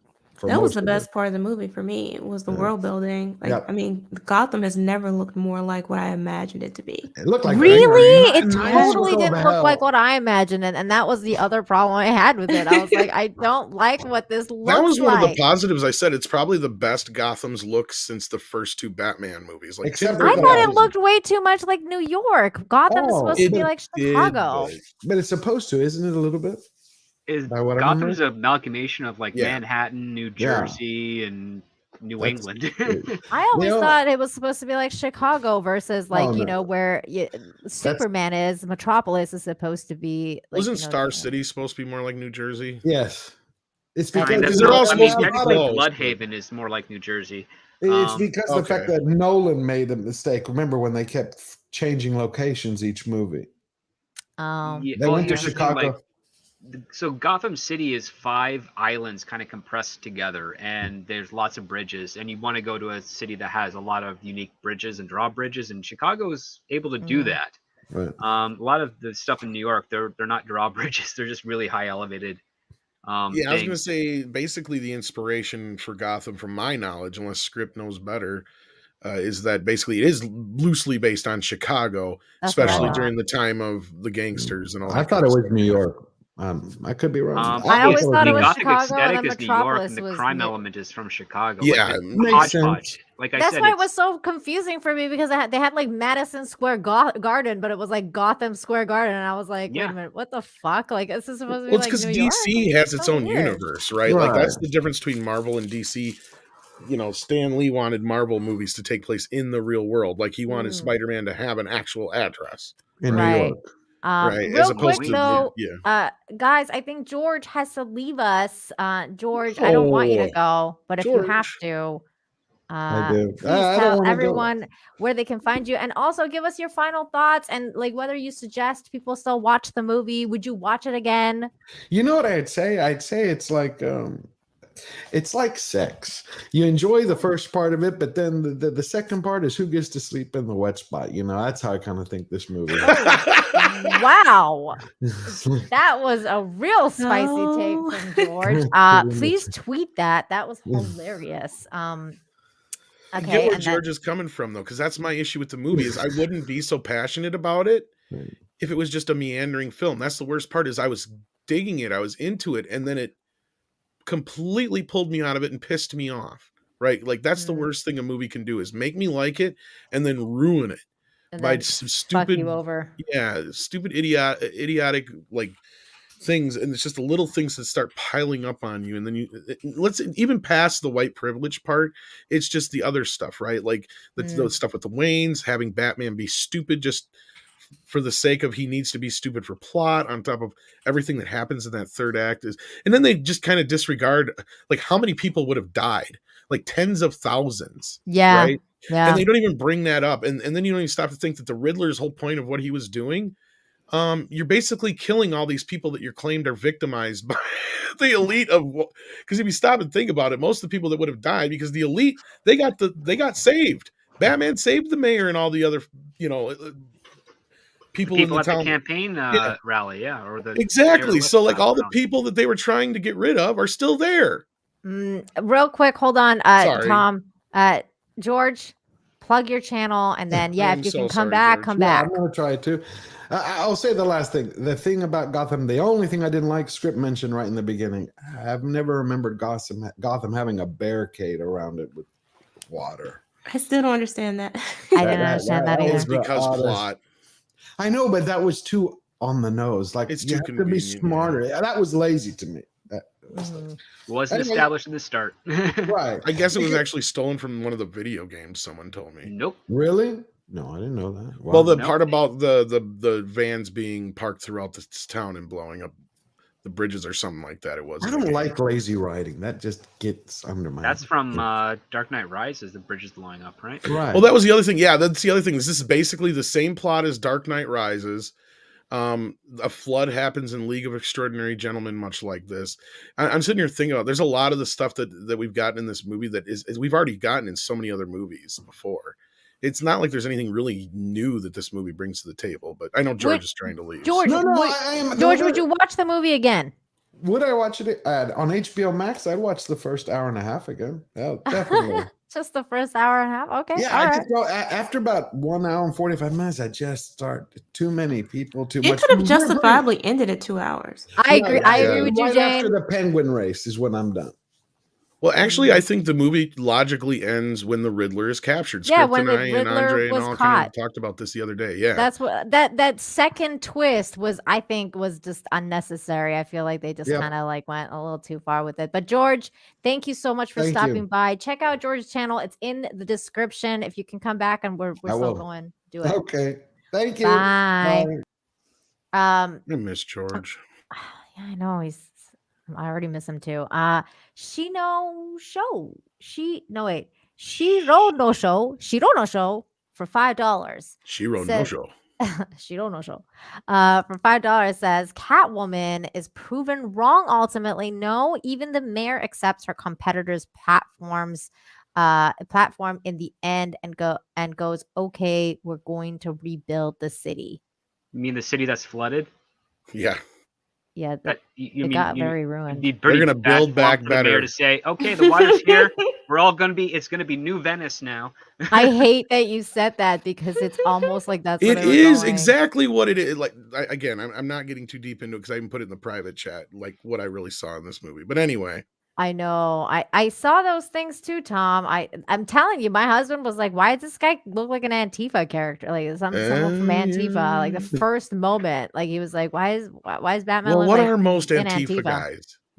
Not only that, why didn't we get anything with the deputy mayor, like the person that she would technically be running against? Like that's completely thrown out the window because there's a lot of stuff. The biggest gripe is that in a great story with a villain and a motivation, the villain's end goal usually has something to do with self-gratification and a point of power and things of that nature, or a replacement or solving a problem that they think needs to be solved, even if it's not a real problem or whatnot.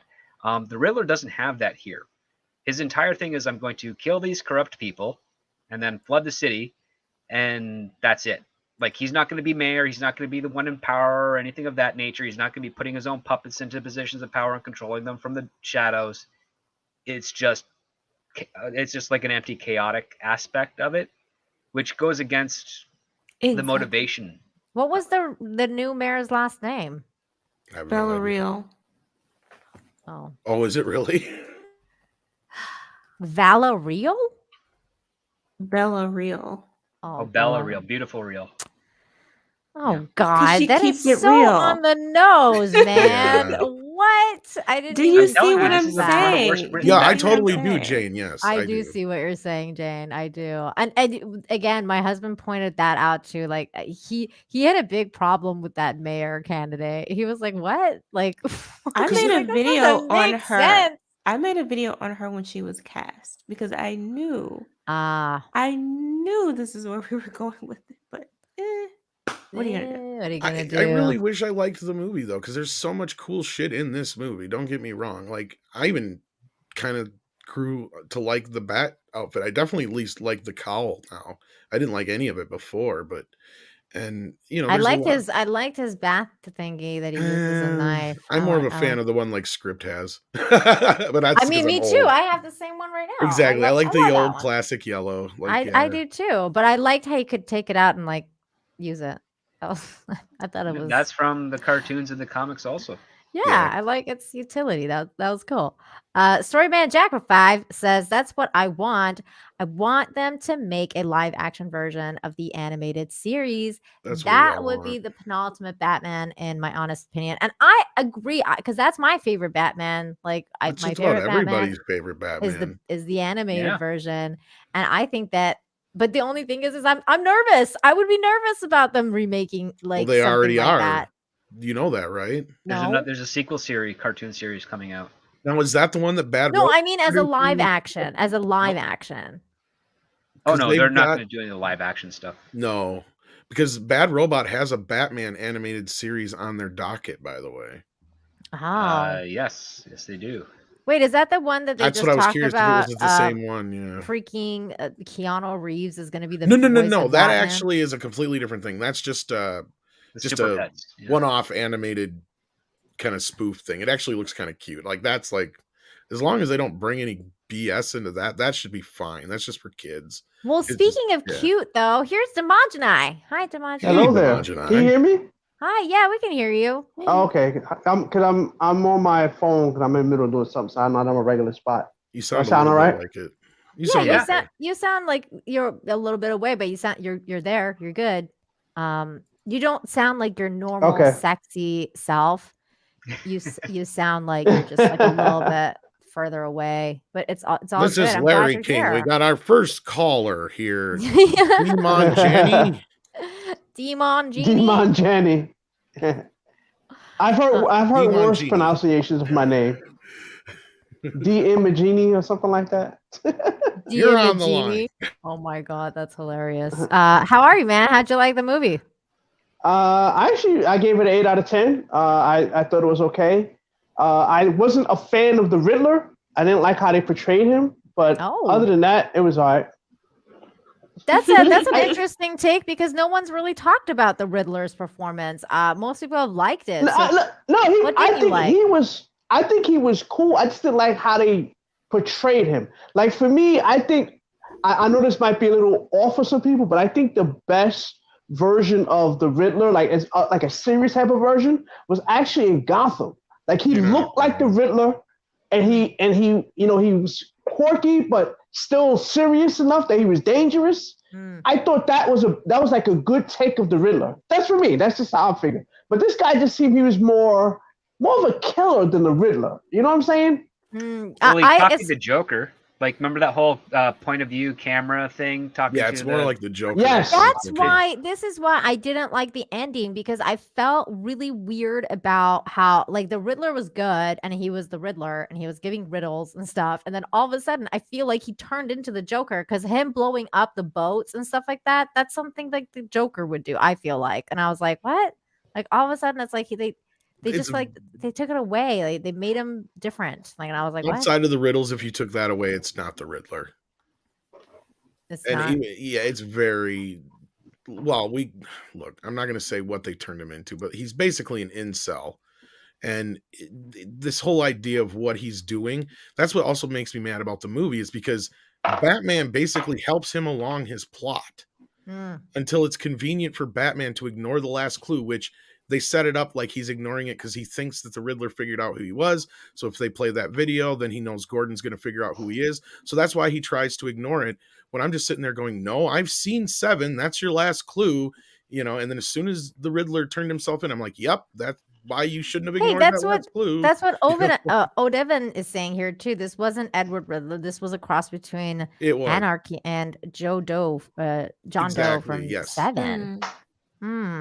What did you think about that, Jane? What did you like the Riddler? I like the Riddler. I hadn't thought about the 7 reference though, but that he's completely 7. That actually does. Yeah. But I liked it. It was fun. It was. I don't know why they gave Paul Dano the mumps before he started shooting this, though. I think he worked out or something. Script, so he must have took some human growth hormones or something. I don't know. They did something with the makeup to make his cheeks and jaw puffier than it actually is. Yeah. Okay, script is okay. Is it just me, or did they try to make him look like Mark David Chapman? That's what I was thinking. I would not be surprised. You get what I'm saying now, right? Creative. I mean, we've already pointed out a number of other of what he borrowed for this film. It's not even in there. For those who don't know who I'm talking about, it's the guy who killed John Lennon. The computer is straight out of the Matrix. I mean, for crying out loud. Wait, what did you say about the Matrix? I didn't hear that part. The camera angles onto the computer laptops and then the green text scrolling across it. That's from the Matrix. I mean, yeah. I noticed that too. King's Port Cal, thank you so much for 5, says, I thought the film was fine. The Riddler portrayal was terrible in my opinion. The Batmobile was dope. I didn't mind the Batmobile either. That was good. Was cool. That was great. It was actually really cool. Best Gordon I've seen on screen. Catwoman was sexy.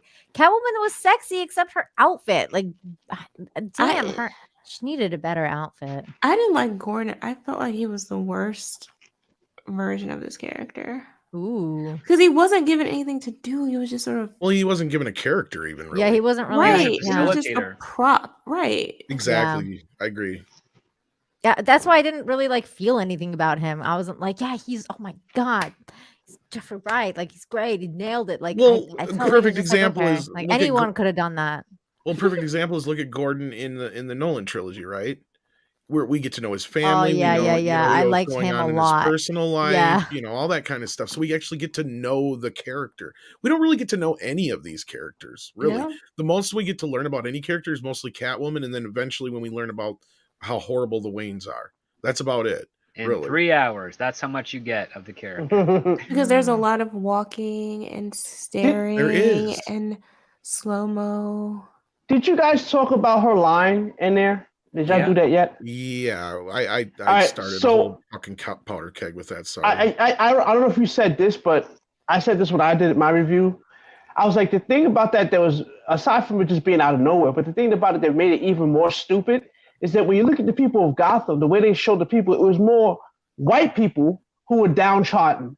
So, you know what I'm saying? Like, the majority of the population is suffering, and they're also happen to be white. So where is this privilege they speak of? Exactly. Now, if you would have said if it was this privileged people, you would have got that same.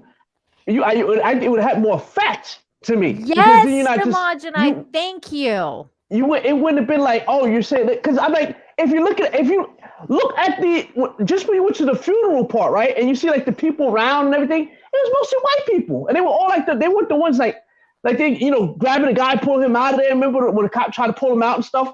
that was like you see more white people than anything else. I'm like, what is you saying right now? I think what's happening when they start using this is one of the issues I have with them.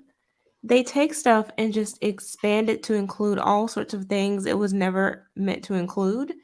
Because you're right. I mean, in the movie and in real life, the majority of Americans are white. So obviously the majority of people who are poor are white. The majority of people on welfare are white, all this other stuff. So yeah, that's going to be the issue. When people were talking about white privilege, so to speak, they were talking more so to like racial profiling and police and things like that. It wasn't the whole of society. And yet they have taken it to this level where it's just if you're white, regardless of status, regardless of wealth, regardless of anything, circumstance, situation, you're automatically privileged in every way for all things, for all time. It's just what ridiculous. It's ridiculous and unfair. Yeah. And that's the thing is that I also thought that like when she said that, like it was kind of really weird because I felt like it was taking away from Batman's pain of losing his parents and like how he how he felt and how like basically like fuck you, get over it, you're a rich white boy, like who cares, like and I just feel like that's just so like unempathetic. And maybe that's what you like, you know, you were talking about with regards to her being a villain, Script Doctor. And that I think that kind of makes sense if you really think about it, because I guess yes, that's a villainous thing to say. So except the problem is, as we all pointed out here, at no point does this movie ever really paint her as a villain outside of just being a cat burglar, basically. Right. Cat burglar nearly killing that guy. Well, yeah. Well, there's killing a whole bunch of stuff we can get into with all that wanting stuff. To kill she her won't kill father. her daddy. Like, no, she's a very unhinged, violent person. She's in the not eyes of an SJW, SJW, there's nothing wrong. Yeah, but yeah, it's not there. But here's the other part that's actually kind of fascinating is that the first two victims we see, they are not characters that are leading the charge with regards to the corruptions. They are actually pawns and victims of their positions in this film. Like the mayor is on the phone being like, yeah, I'm failing in the polls. I'm upset. They're going to come after my family, et cetera, et cetera. Then he gets killed. And then the next one is the DA who in the nightclub before is doing drugs because he's stressed out about his job and how dangerous it is for him to even be doing anything. He's just trying to like find some sort of respite. And then he's kidnapped by the Riddler, then got a bomb strapped to his head, and you realize that if he was really like the big corrupt evil type of guy thing, you wouldn't actually feel empathy for him in this situation. But the ones that are evil are the Penguin and Falcone. Like they're the ones that the guy that got his head blown off. I actually was like, I felt bad for him because he was like, no, I'm not gonna like basically throw my family under the bus, because like a real bad person would, like they'd exactly be like, fuck you, like, I'm, like, you know, my life or whoever else. Real quick, at 200 Watt Studios for 5 says, I've never had to argue over the wet spot. I'm usually asleep by the time it's an issue. TMI, bro. TMI. Kingsport Cal, thank you so much for the $2. Says, I also have to stress that I hated emo Bruce Wayne. I liked it. Well, and it's fair if you do. I mean, it is what it is. I mean, he's brooding. I think Jane secretly wants to be a fixer-upper. Yeah, well, that's just it. I can understand women liking it. I do. Oh my God, that's so funny. My husband hated it too. He was like, what is this emo Batman? Well, I was like, I think he's the Crow. Like, he's literally like, that was it. Like, and he was wearing the black eye paint the whole time too. And I was like, even when he was like Bruce Wayne, he's still wearing the black eye paint. And I was like, what is happening right now? Wouldn't you be emo though if you went through what he went through? Not at 28. I would be over it. No, and that's the thing. I have a problem with this. I think you would still be mad. Well, here's the thing, and I don't know if Script agrees with me or not, but I'm sick and tired of these year 1, year 2 stories, because the thing about Batman is he goes away and he basically makes himself, right? So when he comes back, he's gotten past a lot of this shit. Like, that's what I don't like about these year 1, year 2 stories, where it's like, that's not really Batman. Batman, you know, he has a goal, he has a reason, and this finding himself stuff in quotations is just like, it's meandering to me, and it's just kind of like, so you can have a cool brooding Batman who punches people, like that's really what you want. I Fine. like it. I know you do. I want a Batman who just, you don't know if he's gonna kill him or not. That's the Punisher, not Batman. I know. Oh my God! But you were also Team Edward, right, Jane? Absolutely. Case closed. Case closed. Well, I'm not going to argue with her. You like it because you're Team Edward, girl. That's why. I'm telling you. She admitted her bias. I'm not going to pick on her. I admit my bias up front. I know. It's funny because my husband was the complete opposite. He was like, I fucking hate Robert Pattinson. I cannot stand this. I don't know why you're making me go to this movie, but fine, we'll go. And I was like, and he was like, he couldn't stand it, but at the same time, he was like, he was okay. Like at the end of the movie, like by the end of it, he was like, I was like, did you hate it? And he was like, no, I thought he was okay. I just didn't get the whole emo Bruce Wayne thing. Like he didn't hate him either. He actually still thinks Batfleck is the worst one.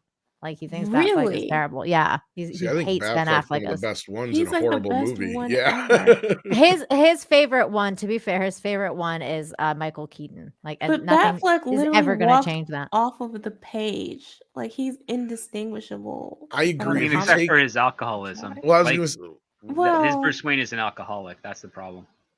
He's still not over it. No, but the bits I like script is like the scenes like between him and Alfred. Like to me, that's where he's the most Batman. Like specifically, like when he's like, we have to be sure, even if there's that one chance. That kind of, that's like to me felt like he felt like Dick Cheney there. I know, but it's still Batman. No, that's Batman. He never takes chances, and he's always one step ahead of everybody. I mean, I would have just really liked to see, like, all jokes aside, I would have really liked to see a Ben Affleck solo movie as a Batman. Likewise, I think it's real. This is what I'm talking about. But this is so confusing. Like, instead of Bat, we should have gotten an actual like Batman movie from Ben Affleck. Like, I would have really liked to see him. I want to see him play detective and like be like, I'm Batman and I can solve fucking mysteries and shit. Like, where's his solo Batman movie? Get somebody else to write it, and Snyder can direct. Over it. Sorry, what was that, Jane? I just feel like he's over it. Oh, I know he Batfleck, is. Yeah, I've heard from several sources he's done. So yeah, I mean, I would be too. He's with Jennifer Lopez now. He just wants to sit back and. Yeah, that's true too. No, he wants to just make his movies that he wants to make. He said basically he's done with this franchise stuff. So. I mean, I understand that too. It's a lot. It's a lot to deal with. He got burned bad on this. I mean, he did. He was the head of DC basically for a whole of 5 seconds. He had his own movie for a moment. He was getting all these things done for him, and then all of a sudden, all that got yanked away from him. And they did all the reshoots and crap on Justice League, and BBS didn't perform the way I'm sure he was hoping it would, and. I'm sure it really bothered him. To film BBS I don't think he's going to be in Flashpoint, is he? I don't think he is. Yes, he is. But is he? Okay. The big question was there was 2 different endings filmed. There was one where Ben Affleck's Batman lives, and there's one where he sacrifices his existence to save everybody else, hence making it. This is where they're supposedly going to erase part of the Snyderverse. And this is supposedly, in this again, this is all rumors, so don't take this with a huge grain of salt. Don't take this like any kind of authority anyway. Basically, the rumor is that they tested the one ending where Batfleck disappears, and that's the one that people were not too happy about recently. I think that Matt Reeves is very different from Zack Snyder in a sense that he didn't fucking use slow-mo for 4 hours. No, but I get what Yasha's saying. They do have very similar, like, they're very hollow directors. They're very good at giving you visuals and not really giving you any substance underneath them unless they got a decent writer to support it. I mean, is it really different if it's not technically slow-mo, but it's the character moving slowly?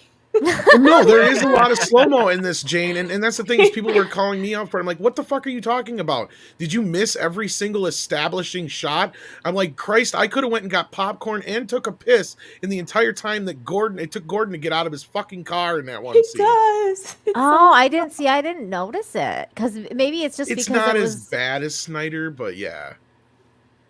I didn't see it like that, but that's interesting. It's a lot of it.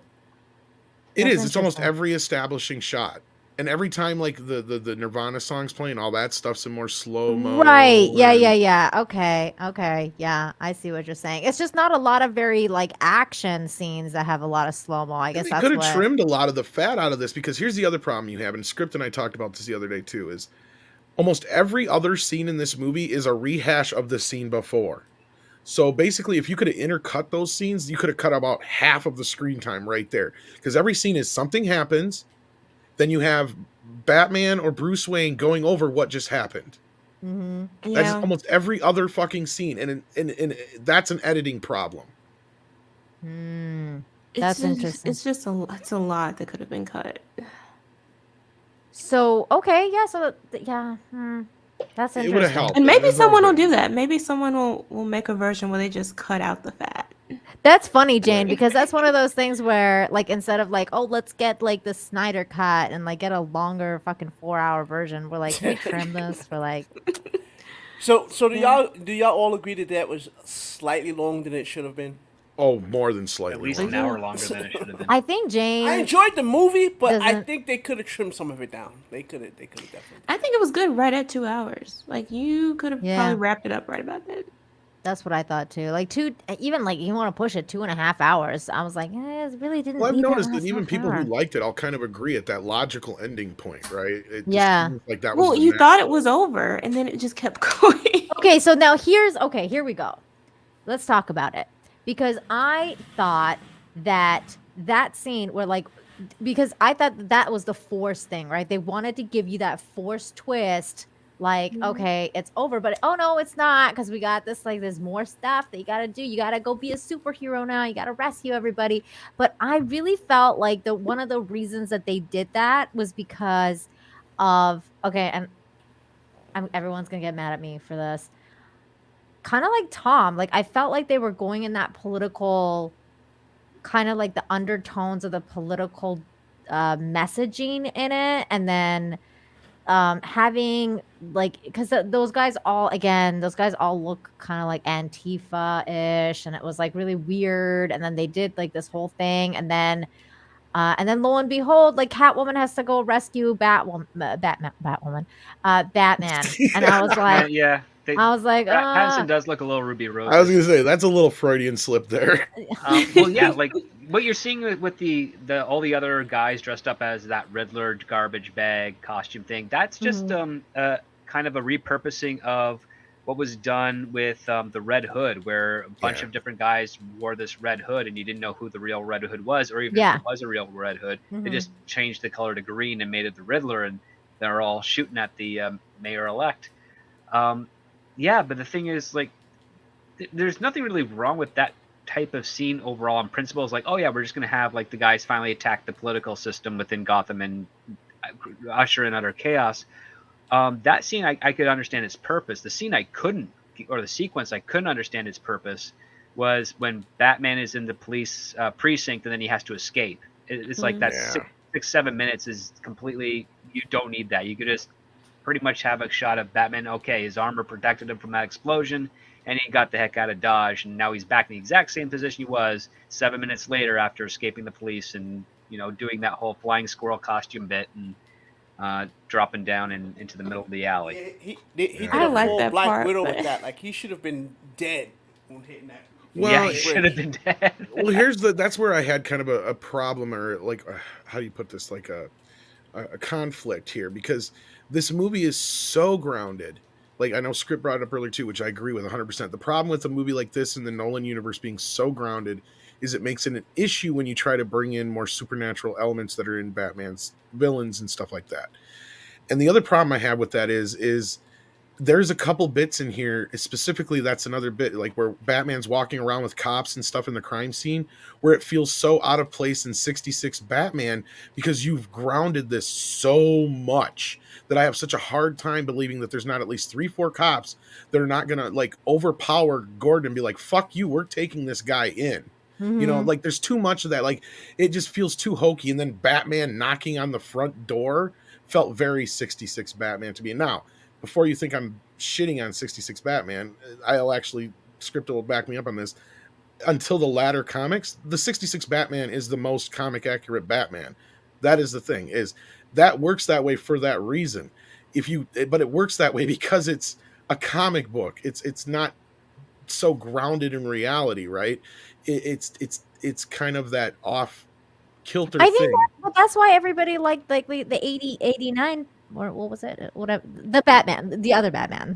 The 89 Batman. Yeah, 89 Batman. That's why everybody likes that, because it's like it's not so grounded, and it's got like, you know, it's got everything that we want. I mean, for me anyways. And maybe that's kind of like the next Batman movie I want, is because I want to see go a little Batman. bit. Yeah, I wanted to go a little bit away from grounded and gritty. Like, can we get Well, back it just to, like, needed to be a fun? little bit of levity in there, because like that's the thing, is I would have loved to have seen those scenes, and that's like, yeah, that's the kind of stuff we used to see in the comic, is Batman working with Gordon and whatnot and stuff like that. Like the Batman animated series. Exactly, really but it just didn't feel right because of how grounded they made it. It's like, no, these cops should be chasing his ass. It's like, this doesn't feel right. Something's off here. And if they're all so crooked, why ain't one or two of them trying to do something to him in the process of, right? Like, that's the other problem, is you have too many problems there that open up, you know, like questions. And that's when I start asking myself questions in a movie, and it takes me out of it.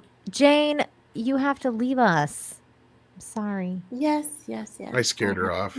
You're not. Nah, she No, would have it's left fine. like the She has first to go fix Bruce 5 Wayne. minutes that when you came in. Wait, what'd you say, Script? Him.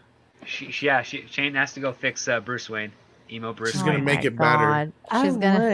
gonna make him sparkle. Absolutely would. She's gonna make him sparkle. I can everybody. fix him. She can fix him. She's gonna make a man out of him. Oh my god. Tell everyone where they can find you, Jane. Yes, you can find me here on YouTube, where I post movie and television reviews and occasionally some pop culture commentary. You can also find me on Twitch, Twitter, and Instagram at Jane Theory. Yay. And also Jane's info is in the description down below. Jane's awesome. Everybody go subscribe to Jane. Thank you so much for joining us tonight. Thank And, you. hey, before you leave, would you watch the movie again? Oh, absolutely. I loved it. Yeah. I mean, all the issues with it aside, I found it enjoyable and sort of escapist, and I had fun with it. So Excellent. Thank you so much, Jane. Have a great night. bye. Bye. Have a good one. Demogenize, tell us a little bit about what your thoughts are with regards to like because you're joining in a little bit late. So like, what was your favorite parts about the movie, and what was some of your not so much favorite parts? The Penguin was I love the Penguin. I thought he was cool. I thought I loved what Colin Farrell did in there was like you couldn't even tell that was him, and that's what I like. Like that's immersing yourself into the role that you are in. What the hell are you doing? Why you keep going away like further and further? I'm in the middle of doing something. I'm doing two things at once. Sorry. Oh, okay.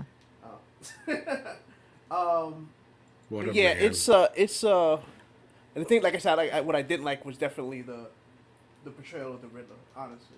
But other than that, I really enjoyed it. I thought the Riddler had the best lines too. I mean, I laughed a couple times when he made a couple jokes, and it was really funny. I was like, "Ha, that was really good." That is about the only levity we got in the movie, yeah. Yeah. Okay. Well, I mean, is there anything else we want to talk about? I think we pretty much went over all of it. Script Doctor, anything else you want to talk about with regards to the Batman? No, I mean, from my opinion of it, I think script-wise, story-wise, plot-wise, it's probably the worst live-action story of Batman we've ever gotten. Oh, he's getting so like yelled at for saying that. The viciousness coming from him is gangster. I mean, listen, the acting is actually quite superb. It does elevate the script's quality. And You should do the cinematography is comments. great, but my gosh, it's it's unnecessarily long.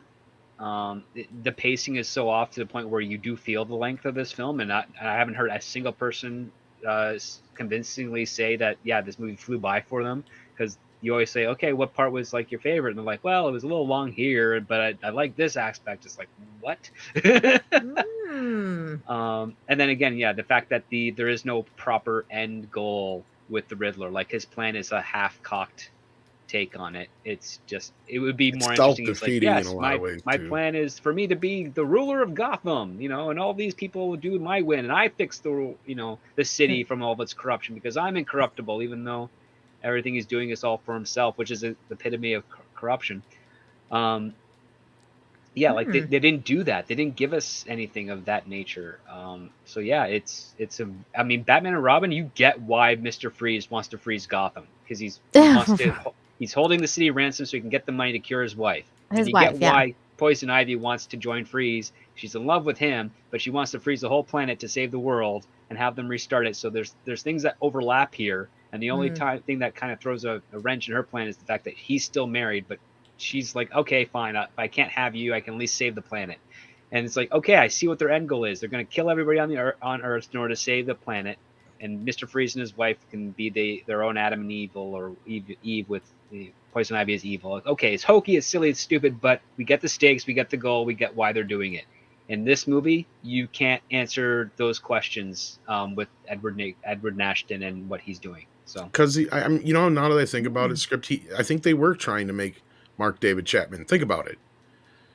You know, Mark was a huge John Lennon fan, and he had this weird, strange idea that they were some kind of friends they weren't.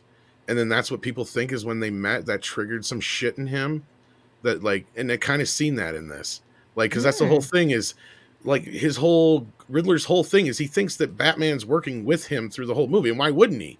Because Batman is helping him further his goal through the whole movie. And that's the point I keep bringing up to people is like, you know, if Batman would have just stopped, this whole thing would have stopped.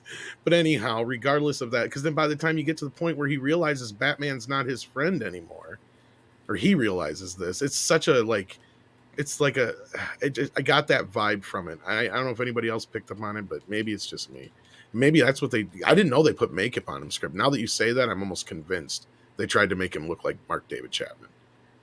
That's interesting. I didn't think about that at all until like you're bringing it up, and now I'm kind of like, wow. Way puffier than I've ever seen it before. Right, it is. No, you're right. I noticed it, but I thought it was because he kind of, honestly, script, I thought he tried to jack himself up a little bit and probably took some human growth hormone. I'm not kidding. It doesn't work in the face like that. Yeah, not really, but I'm gonna bring up this picture just so everyone can see what you're talking about, because after seeing this, I'm like, damn, maybe you're kind of well, if you know what happened, like the whole story, like it makes sense. It kind of, but he kind of does look like him too. Like I didn't even think about it until he had this whole kind of like idea in his head of what John Lennon was and who he was supposed to be, and then he all of a sudden got pissed because he thought Lennon was nothing but a poser. Right. Like there was something that triggered in him this thing, and it was like this, yeah. And as soon as I saw the way they kind of created the character, and they had this whole thing about him being obsessed with him and Batman working together, I'm like, yeah, they're going with like a Mark David Chapman thing here or something. Definitely kind of got that vibe. Anyway. I think you're on something, man. I don't know. Okay. Well, 200 Watt Studios for 2 wants to know, how would you all rate the Batman films in order? I always have a problem with this because I'm not good at titles. The release order from 66 and on, it seems to be pretty accurate in quality. I mean, there's a lot. I don't know. There's a lot of Batman, though. I can't really... Yeah. Well, I got to disagree. Forever and Batman and Robin just after Dark Knight. I was gonna say you gotta push.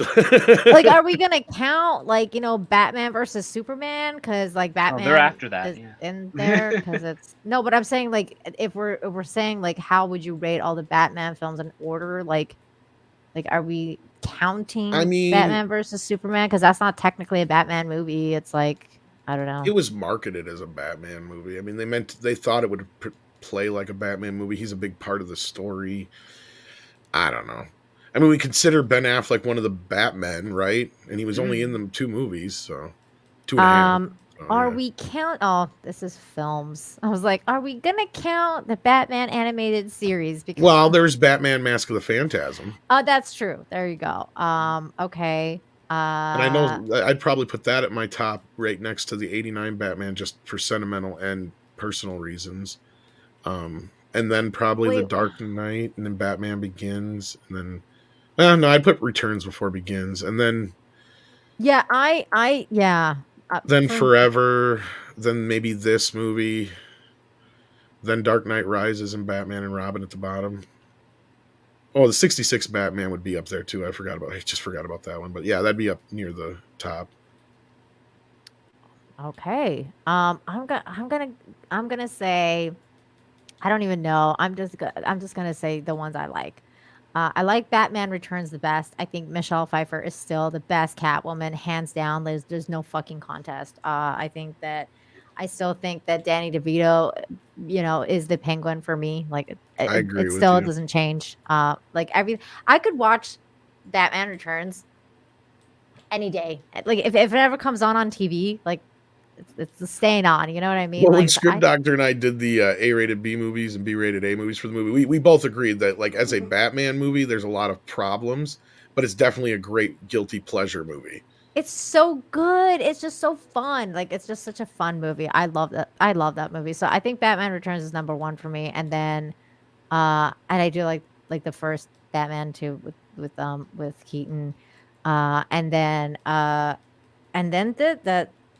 not Dark Right, not the which one's the first Christian Bale one? Batman Begins. Batman Begins. Batman Begins. I really like that one. I think that Batman Begins is a really good freaking movie.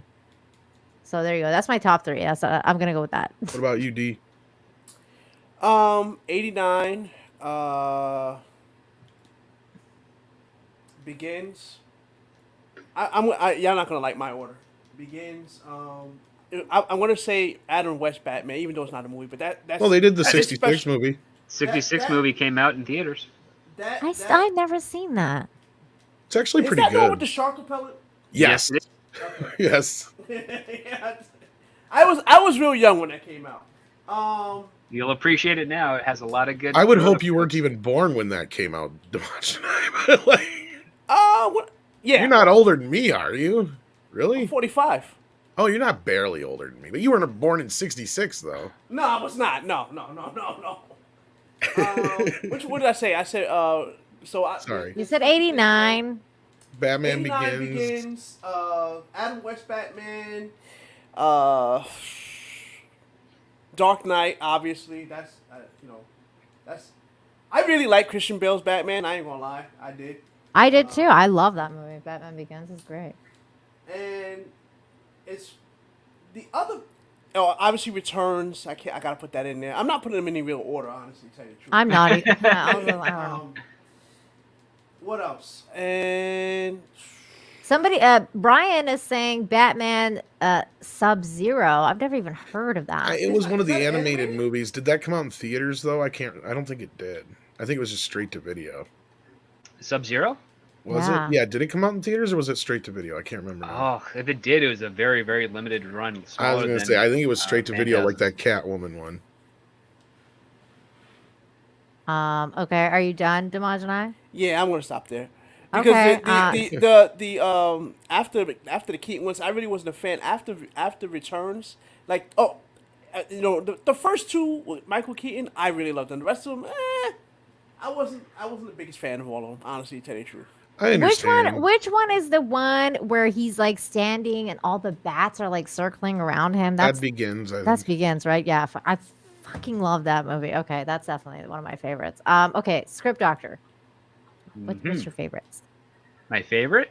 Yeah, like how would you rate all the Batman You films said the in order they came out, but I'm sure that's not Pretty what it much. was. I mean, aside from shuffling Batman and Robin a bit down the list and Forever a little bit, because Forever has actually got an interesting plot. It's basically the Riddler is stealing as much personal and private information for his own gain from people by way of. I would argue Forever is probably the most Batman of those movies. It's very Batman because here it's basically like warning you about smartphones and Facebook, but you voluntarily bring this machine into your home, and what it does is it steals your information by way of copying and your mind, and then making the person who's gathering it the more powerful person in the city. That is not Akiva Goldsmith's doing. Akiva Goldsmith did a dialogue polish on that film. The other two original writers came up with that concept. But I would probably put Batman 66 on par with Batman Mask of the Phantasm, and then 89 Returns, Batman Begins, Batman Forever, The Dark Knight, Batman and Robin, and then the rest. Wait, so which one's your favorite? Like number one? Probably be Mask of the Phantasm a I was little gonna bit say more Mask of the than the Phantasm. '66 Batman movie. Oh. Just Oh, because either it's more of a reciprocal love story, where in '66 Batman falls in love with Catwoman, but Catwoman doesn't care. And some days you just can't get rid of a bomb. It's been so long since I've seen the Mask of Phantasm that I don't even remember. I don't even It's really remember that, good. It's really honestly. good. I don't remember. 200 Watt Studio says Mask of Phantasm is the best. Wasn't it based on I don't remember it. not which comic was it based on? It was based a little bit on Year 2. Yeah, but it was really more based on the other one. I'm trying to think of it. Not Hush, but the other one. Nope. No, I'm trying to think of it. I can't think of the name of it. Somebody in Not chat Killing will know. Joke. It's definitely not Killing No, Joke. not Killing Joke. No. Because Under the Red Hood? Nope. No, because the other character, the bad guy is based on a different character, and I can't think of the. Yeah, the Ripper from The Ripper, yes, the Reaper. yeah. Sorry, from Batman Reaper. Year 2. Yes, that's from Year Yeah, 2. okay. So was it all Year 2? Oh, okay, Yeah. not long. And the Is it fact long that the ago? daughter is the love interest. I mean, it's not the same name. They did Andrea Beaumont, and those are more original characters. But yeah, it's definitely like, oh, we'll just. I mean, because the Reaper Batman Year 2 book is not. That's great. what I thought. Okay, yeah, but yeah, They- I didn't know it was Year 2. Sorry. Yeah. All right. Well, I definitely have to rewatch the Phantasm. It's just one. basically a long. Well, I mean, I hate to make it sound like it's a bad thing. It's basically just an episode of the Batman animated series as a movie. I love that. That's not a negative in any way. Yeah, that's a Like, yeah. positive because I freaking love the animated movie of Batman. Well, the series. I really hope the new one, the remake, reboot, whatever you want to call it, is going to be good. Do you know if the dude that did the voice is going to be in it? I Kevin think Conroy? so. Yeah. He's still acting, and he still does it if he's asked to do it. So. Oh my god! I hope Well, the they reason get I was him. asking about the one that Bad Robot's producing script is Bruce Timm is attached to that. That's why I wondered if that was the Batman animated series revival. It's Bruce Timm and Paul Dini, and that's not a good sign because Bruce Timm and Paul Dini haven't been their creative selves. I know, but I'm since not sure if it's the same early one. Is my 2000s. point. Oh, Yeah. I wanted to watch this too before we call it. This was funny. Let's watch this before. I saw the tweet and I thought it was really funny. And it says this got to be the worst Batman take I've heard, aside from Ryan Kinnell's, I guess, because I don't know if he's heard Ryan's. A lot of people want to cancel him. He's gotten death threats over that. Like, that's freaking insane. Okay, here we go. The Batman movie was fine, dude. It was fine. I thought it'd be more fun. I don't know. It was like a Marvel movie with none of the like comedy. Like, I don't think I laughed. I don't think there was a single joke in the movie. Doesn't need to be comedy in there. How There many hours was- did this guy spend on his hair? There was a joke in the movie, and it was fucking hilarious and well timed, and it was from the Penguin, and it was freaking great. I laughed at that joke, and then right after that, they like left him there, like because he was like they had like taken him to that place. I forget where they like Oh the yeah, when they left him docks in or the whatever. factory, yeah. Yeah, and then he's like, "What the fuck? You're just gonna leave me Oh here?" yeah, and I that was was like, kind of funny. Now "That I was think, yeah. hilarious." I thought it was funny. That was a good moment. I did like the interactions between the Penguin and Batman. That stuff was kind of good, but like to me, it was just too generic gangster instead of being the Penguin. But anyway, I'm gonna quit bitching about the movie. But I did look up. No, that's a completely different series, I guess, that Bad Robot's attached to. Although Bruce Timm is working on the series, though. 200 Watt Studios for 5 says, "Can I just say that there's never been a more emotional Batman than the animated series, Mr. Freeze? Am I right? Oh my god, I They know. got it right, yeah. But dude, they make you feel for the guy though, man. You're like, Yeah. oh man, I feel for this dude. I don't know. I'd probably do the same thing. Like I always like think about that. I was always like, I don't know, like that's how you write good villains, man. But what about Arnold? Heck, I even loved- the Two-Face one is a tragic one. Everybody makes fun of that movie, man. But I like that is a definite guilty pleasure for me, and I love Arnold as Mr. Freeze. I think it's fucking hilarious. Somebody in the chat said, like, get stoned and watch it. Oh, it's a great bad movie. That's what everyone's missing when they say that movie sucks. Is you need to get really fucking stoned. Oh no, Abby has some nice stems and buds, Oh no, I totally love that movie for all its. Like I love the fact that it's a great bad movie, right? Like I put it up there with the best of the bad movies, and yeah, you can totally get some enjoyment out of it. It's what's All up, right, everybody, Fatal? chill. Fatal. cold down on the hot down tonight. All right, hold on. I'll send you a link. We're about to wrap it up, Fatal, but you can really quickly come and share your thoughts with us. Let me send you the link. You know he loved it. Fatal J. Or then again, maybe he didn't. Here, really quick. Here, there we go. I sent you the link, Fatal. Okay, let's listen to this dude, this Marvel bro, talk about this movie. Old man take? Maybe. Maybe I'm just an old fucking man. Fabian, thinking about it. But even if it's not, even if it's supposed to be like a brooding drama, like a detective story, I think they also did a bad job at that. You know what I mean? He's not wrong. He doesn't back it up with anything, though. Yeah, he doesn't back it up. I know, unfortunately, yeah. In my mind, if you have like what is supposed to be a great vigilante detective, Batman, and then like a guy whose name is the Riddler, you should probably have what is a fun, not like fun in like a Sherlock Holmes or what's that one with Daniel Craig where he solves a mystery? No. He's talking Knives Out. Don't say Knives Out. Don't say Knives Out. I thought it'd be like that. That's what he means, obviously. Knives Out. I thought it'd be like Knives Out. No. Terrible movie. Like Sherlock, the BBC series. You couldn't have timed that better if you planned it. I know, right? No, I do like Sherlock though, and I think he has a point. He's not wrong, and this is where Script and I were really kind of. I think he has a point. It could have been a more fun detective story, and it didn't have to be like a Marvel thing. I think it could have been more like a Dick Tracy thing, and it could have been fun, and it could have been more like Fun doesn't mean lighthearted. It just means you're entertained by what's happening. And exactly, it doesn't mean like. Well, a great point is The Dark Knight, right? Like it's a very grounded, dark movie, but Script will sit there and tell you all the problems with that movie, and plenty of other people have punched holes in that movie. But you know what? The thing is, the way it was executed, yeah, it was fun. And when you're watching it that first time, it doesn't pull you out, and you don't sit there and question everything. Charles, that movie sucks, man. Hold up. Are you talking about The Dark Knight? Seriously? Wait, what? Which movie sucked? Hey, movie sucked? chill.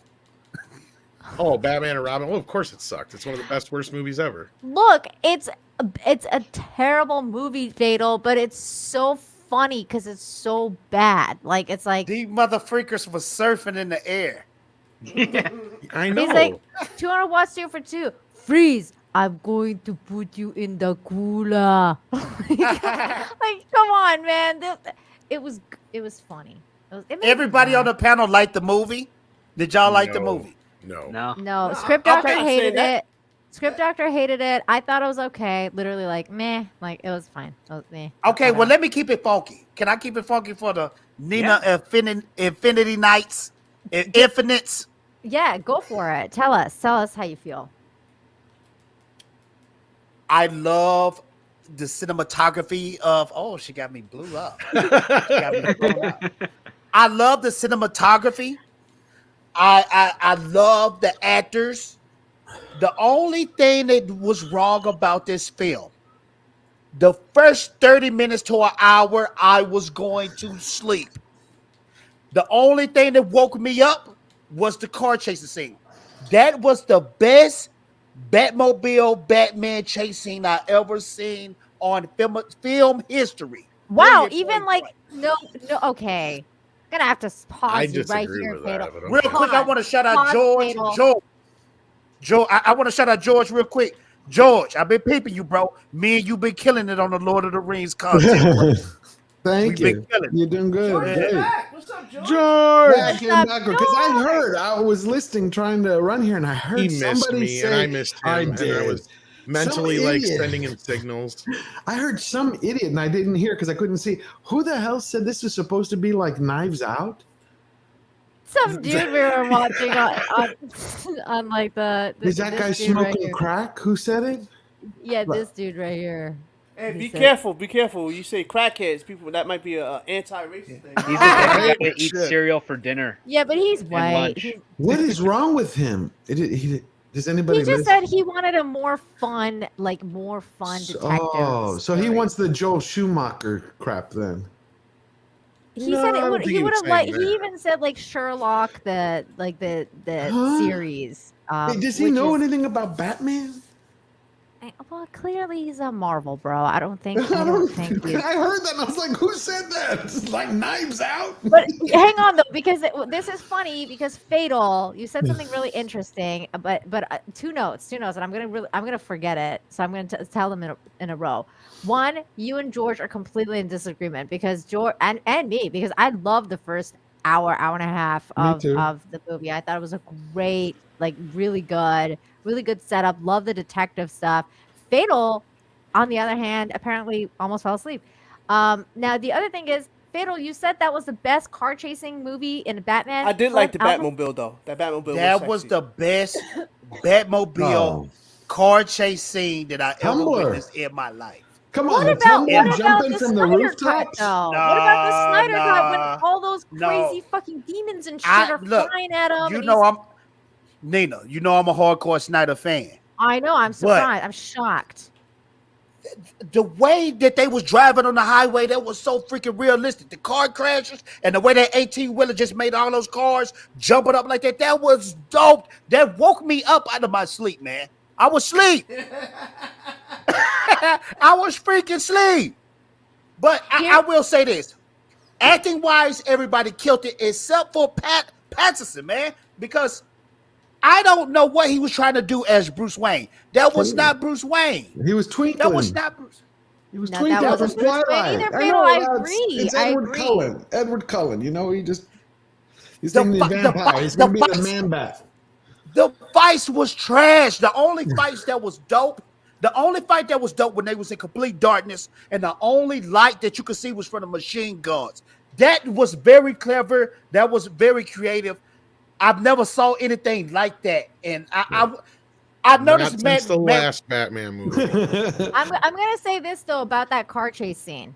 One of the things that I really hated about that car chase scene is that they put it in the trailer. Like I knew what was going to happen, and I didn't like that at all because that to me was one of the best parts of the movie as well because it was so exciting, and I already knew what was going to happen, and I hated that part.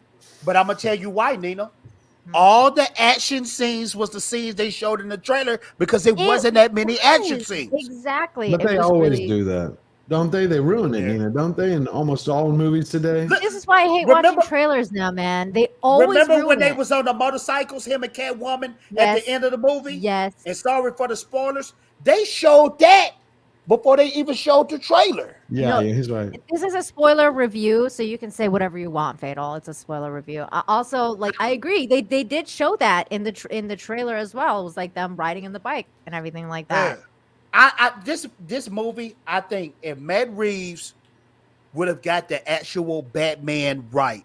Oh yeah. As far as Bruce Wayne, this movie would be on a whole nother level.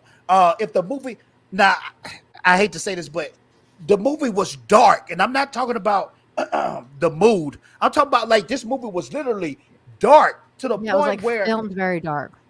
The movie theater, you could hear a pin drop. You could hear an ant tap dancing in the background. I mean, you know, even with cheesy stuff happens in the movie theater, in the movie, everybody like, woo-hoo, ha-ha! You didn't hear none of that. I mean, when you're in the theater, when you watch this movie, was your theater quiet like mine? It was a very somber theater. I was the only person making noise, and people looked at me because when the movie started, like I went like it went because you know how like it brought up the Batman like in bright red, you know. I was like, I'm Batman, like really loud, and everybody was like, what the fuck? And the other thing too was I don't know what the hell was going on with the couple next to me. This is why I hate going to the movie theater. Like I'd like the movie theater, but people in the movie theater suck. So the couple, Yes, they do. The couple like sitting next to me were playing musical chairs like during the movie. Oh, I hate that when kids do that too. Yeah. Fuck? Like they would just keep getting up and switching chairs with each other. And I didn't understand. And we were like, listen, we were in the VIP theater. Like we're in the place where they got the fucking seats that like lean back and like, you got your foot fucking stool and they bring you food and blah, blah. All the seats are the same. All the seats are amazing. Like there's no difference. AMC? No, this is in Mexico, so they don't have that. It's like but it's like your AMC. It's like a VIP theater and like. Oh, I know what you're talking about. They have big chairs and you can eat the in there. big chairs, like the big recliners. You can eat in them and blah blah blah. And like these people just keep getting up and switching seats with each other, like over and over again. I'm like, what the fuck? That's better than my theater because with Spider-Man No Way Home, I was sitting behind some 2 high school kids, and they was explaining the characters in the movies throughout the whole movie. They're like, "Oh, that's Spider-Man. Remember in the last movie he was a jerk, but then he started doing super stuff." And I'm like, I kept looking back, to show them that I was ready to go off, and they were still talking. But anyways, yeah, and see that girl right there? That's Zendaya, the actor. If you notice, she was in other movies just like I this. had the and I was same, like, shut the freak up. I had the same problem when I went to see it. Like I was like sitting there watching the movie, and these 2 kids behind me, they were literally like half my age, and they're giving this ongoing commentary, and like 90% of it's wrong.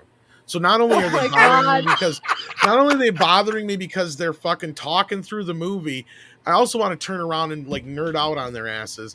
But like I swear, like 2 seconds before I was about to turn around and go, if I really wanted the DVD audio commentary, I would have waited until I got home to watch it. Some other guy goes, "Shut the fuck up." So I was like, "Oh, thank God I didn't have to get do that from time to time." It's like, I'm the shut the F up type of dude in the theater too. I'm like, and you don't realize people are scared. People are scared to get on to people like that. I give people the evil eye. Like if I see you like on your phone and you see like the glare, I'll just turn around and be like, "Oh, I had somebody in front of me with their phone. They like this. They're like bright. They're like bing. I'm like, oh, they will you turn that off? And they go. I'm like, I was ready to go. Will you put that down? Like, I mean, it was bright. They had the really glare bright. All the way up. I mean, it was like they had it all the way up. I'm like, come on, man, that thing is like freaking a spotlight. I'm trying to watch a movie. Oh my God! And then the best part is that my husband's phone went off in the thing. And I looked at him like I was going to divorce him. I was like, you don't understand because he knows that's my pet peeve. So like he was just like, oh fuck, and he's like trying to like, turn on this fucking phone ring. And then the same thing happened as what you just said, Devon and I, because his light was like on max, and I'm like, yeah. Like I'm about to lose my shit. Like that's the worst. Cause it was literally because the person sitting. Because my theater is all like that too. Is the laid back recliner chairs and everything. Yeah. So they got their seat back, so there's nothing blocking it, right? So they sit back like this, and the thing's like bing. Yeah, you can can freaking bat like, signal right in my freaking eye. Yeah. I'm like, you mother. Yeah, I know. I'm always like this close to be like. Funnily enough, this was the first time in a long time where I didn't have an annoying person in the theater. So you're right, Nina. I was that annoying person probably because I started shuffling when the movie started getting, I started bothering me. It's really funny when you become the annoying person. And and eventually I swear I started muttering, "Fuck this movie." I think the only other time that I can remember that probably the worst movie experience I've had was like in Joker when it was like me and my husband and literally like 2 other couples in the theater, and one of the couples had brought a baby, and I was livid. I hate that. I was livid because the baby started crying when there was like explosions and shit, and I was like, "Are you fucking kidding me? I cannot understand that. Like I don't get that. Like, listen, like, do you have parents? Can you hey, can you watch the baby for 2 hours while we go to the movie? Can you do that? Listen, I'm being 100%. Like, exactly. I know. Like with my goddaughter, she's a really good kid. She's really good. So I was spoiled with that in that situation. But if you know you have a child that has a temper, do not bring that little mother effer out to a movie theater. Just don't do it. Don't do it. Don't do it. Especially to Joker. Are you kidding me? How you bring a baby to Joker? But I want to ask this question though. That's why you always buy the seat next to you. See, I always buy the seat next to me. Make sure no one's sitting there. George, this theater was empty. There was 3 people. There was 4 people in here. There was 2 couples. One of them was the couple with a baby, and there's nowhere that you can go that you wouldn't hear this baby cry. Like it was insane. Sorry. In Greece, we have ouzo. You just dip your finger in the ouzo, anise, and just rub it on their lips. Baby goes to sleep. Hey, let me ask this question though. Do you think people go to the movies just to annoy people? Do you think they do that? I think some weirdos do, trolls. I think that you can tell people who don't get out in public very often. Yeah. They're the same people who go to the grocery store like when they were just rolled out of bed in their pajamas, Because I'm with Demogeny on this shit. It's like, to me, it's like, okay, movies are not cheap, but they're also not that expensive. So if you can afford to go out for the night for the movie, especially if you got a 2, 3, 4-year-old, because I get it. The problem with the whole baby thing is most theaters will allow a mother to bring a baby in for free, right? If they're under the age of 2 or whatever, they won't charge you, which to me is a problem. They should make it the opposite, because that way, like, you actually get a sitter, because in most cases it's going to be cheaper just as much as a movie ticket to get a sitter. Like, my biggest one that would piss me off the most, I've seen tons of midnight screenings and R-rated movies where kids have shown up, but the one that made me just completely lose my mind was when I seen the midnight screening of Freddy versus Jason, and I shit you not, these parents come in with ranging from the age of 2 to 7. Oh, my God. What the fuck are you doing? Why did they even let them in the theater? You can't. Isn't that illegal? Because it's like, no, it it's supposed to not be illegal. Rated M for mature. So like, maybe down R. there in Mexico. If parents are present, they're fine.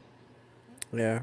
And I'm like, it's a midnight showing, no less, too. So like, these kids were cranky and all that kind of shit. And I'm like, are you fucking kidding me? That's how I felt with the Joker.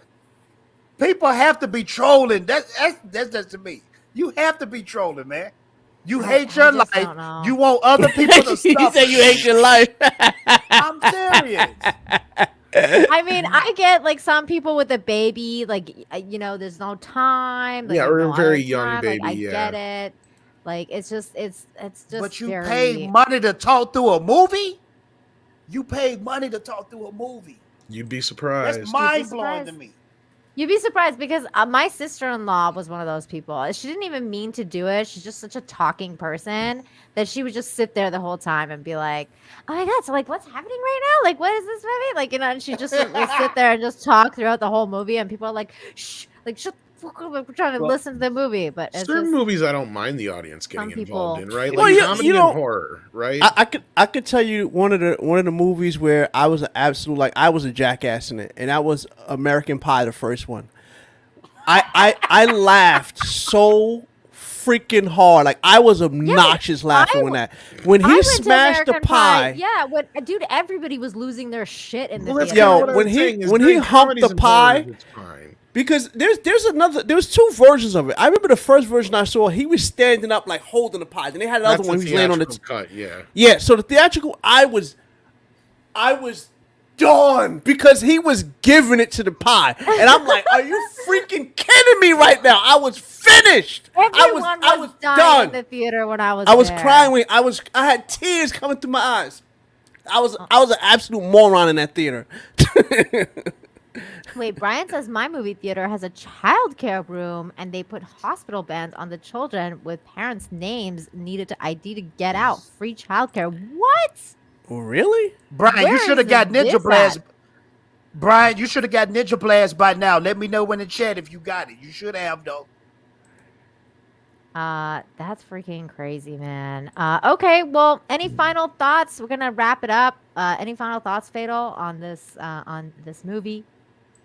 If Matt Reeves continue what he did in this movie, pumped up the action, give us a better Bruce Wayne, we will be calling these movies. I think you're going to get Hold on, man. I'm still talking. I promise, the Majina, I'll be done. I promise. Just No, give you us won't. a better. Give us a better Bruce. Give us a better Bruce Wayne. Pump up the action scenes, and I think these Batman movies by Matt Reeves will be up there with the Nolan films. Wait, And I'm done, movies? Majina. Why are you going plural? Because they're That's gonna what do one. 3. They Yeah, 'cause are they set gonna it do up. That's 3? what I read. They were doing 3. I thought Well, it Nina, was look a at standalone the one. Nina, look at the end. You know who popped up? He was in the cell with Riddler. Dude, we were talking about this earlier. I think it's so fucking dumb that they did that. Like, I don't do too. understand. I do don't too. understand why you're introducing another Joker, and if you're gonna introduce another Joker, why don't you just make it Joaquin Phoenix so people have a connection? Like, No, but they already had it set up with the Penguin being the next villain. Just keep it as the Penguin. Yeah. Well, now He that's was supposed to be the dope. TV series. Here's the thing: is that I don't think I don't think they knew that this was going to be a done deal.